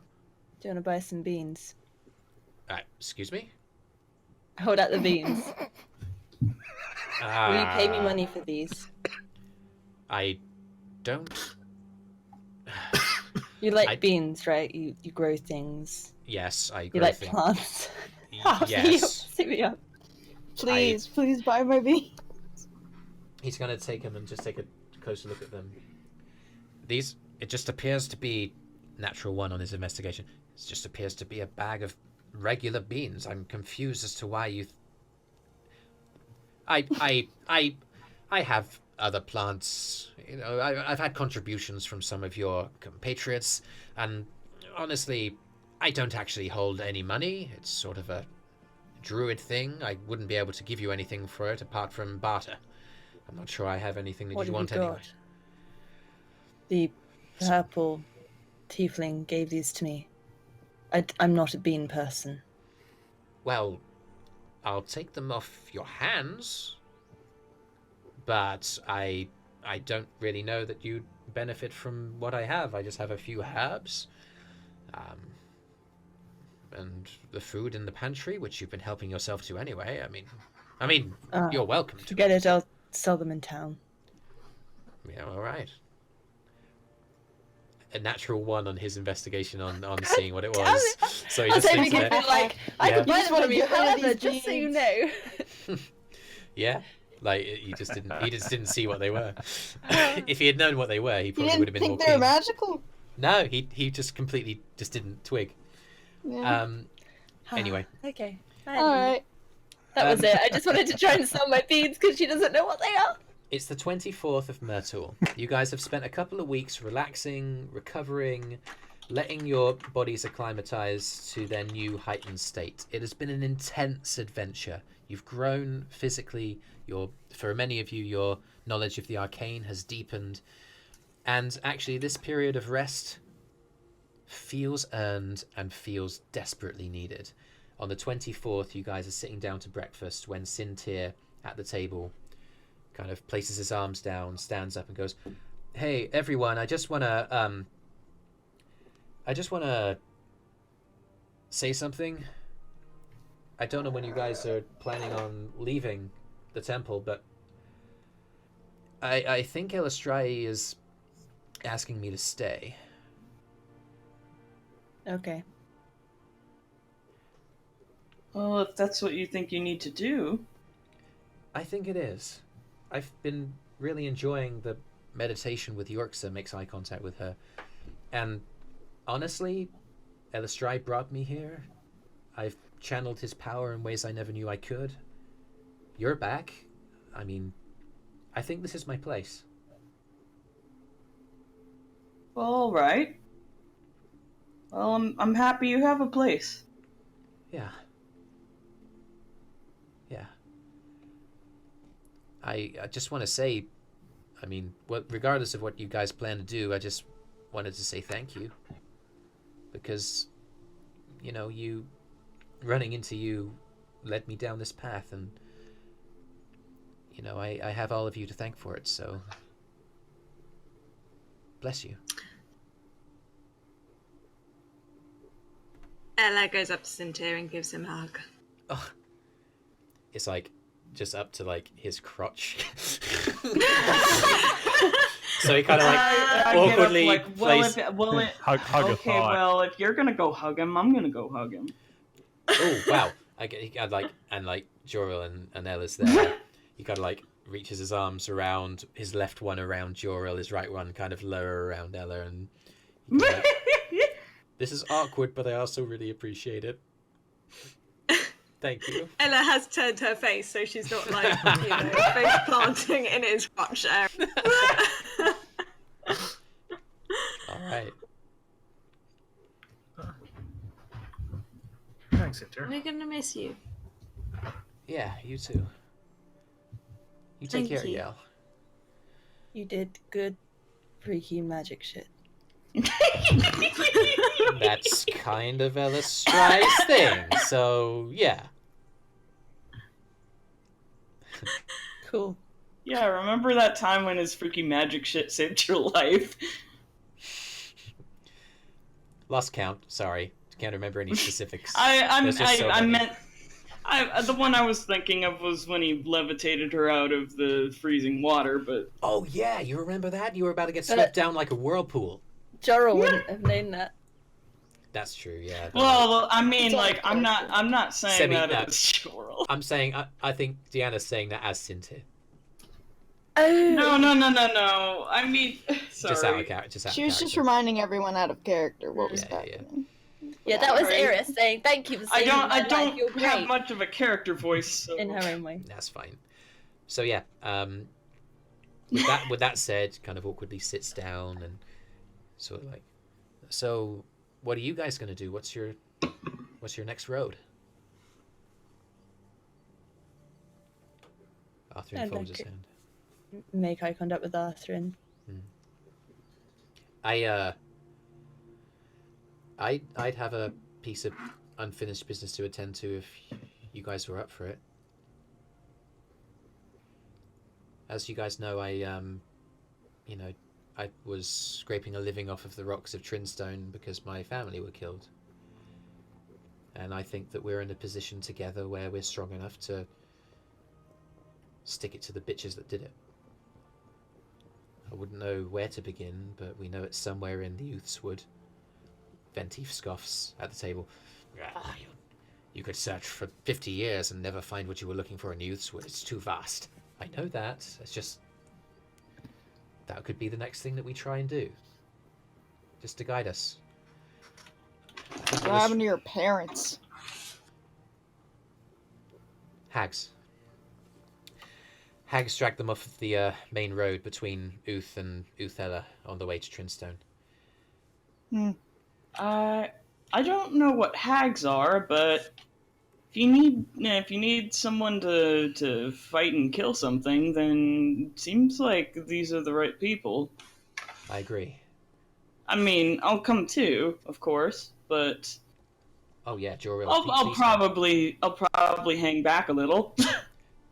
Joril, of all the people around here, you know, you're in my top 6 to come with. Well, that's a little ill-advised, but thanks. He says, kind of counting the other heads in the room of people who are coming. You know I'm in. Yeah. Ella? Well, considering you guys like to get into scrapes and scraps, someone's got to look after you. Much appreciated. How about it, Yell? Well, I said I'd help Ella with a thing of hers, and if she's coming with you guys, looks like I'm sticking around too. What thing? That's not for me to say. I was looking... Well, I was responding to you, but as I say it, I look directly at Ella. It's a personal thing. All right. Seems like a lot of us have personal things. Yeah. Yeah. I assure you, I've nothing better to... Say again, Brüz? So he just sort of interrupted as everyone goes, "Oh, well, I've got a secret thing. I've got a secret thing." I'm like, "I've got nothing to do. I don't remember. I don't have any plans at the moment. I don't have any things I need help with. So...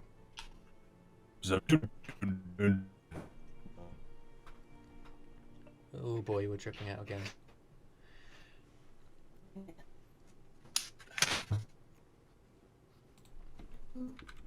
I say,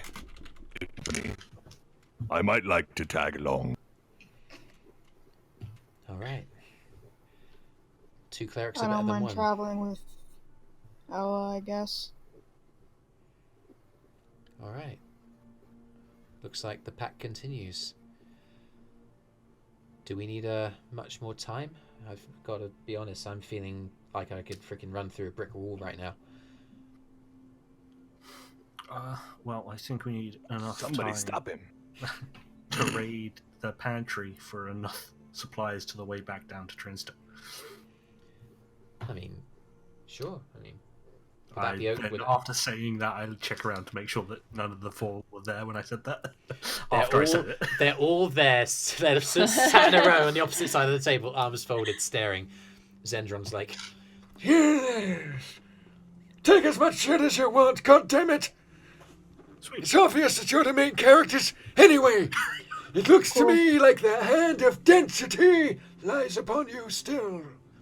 We wish you luck in all of your endeavors.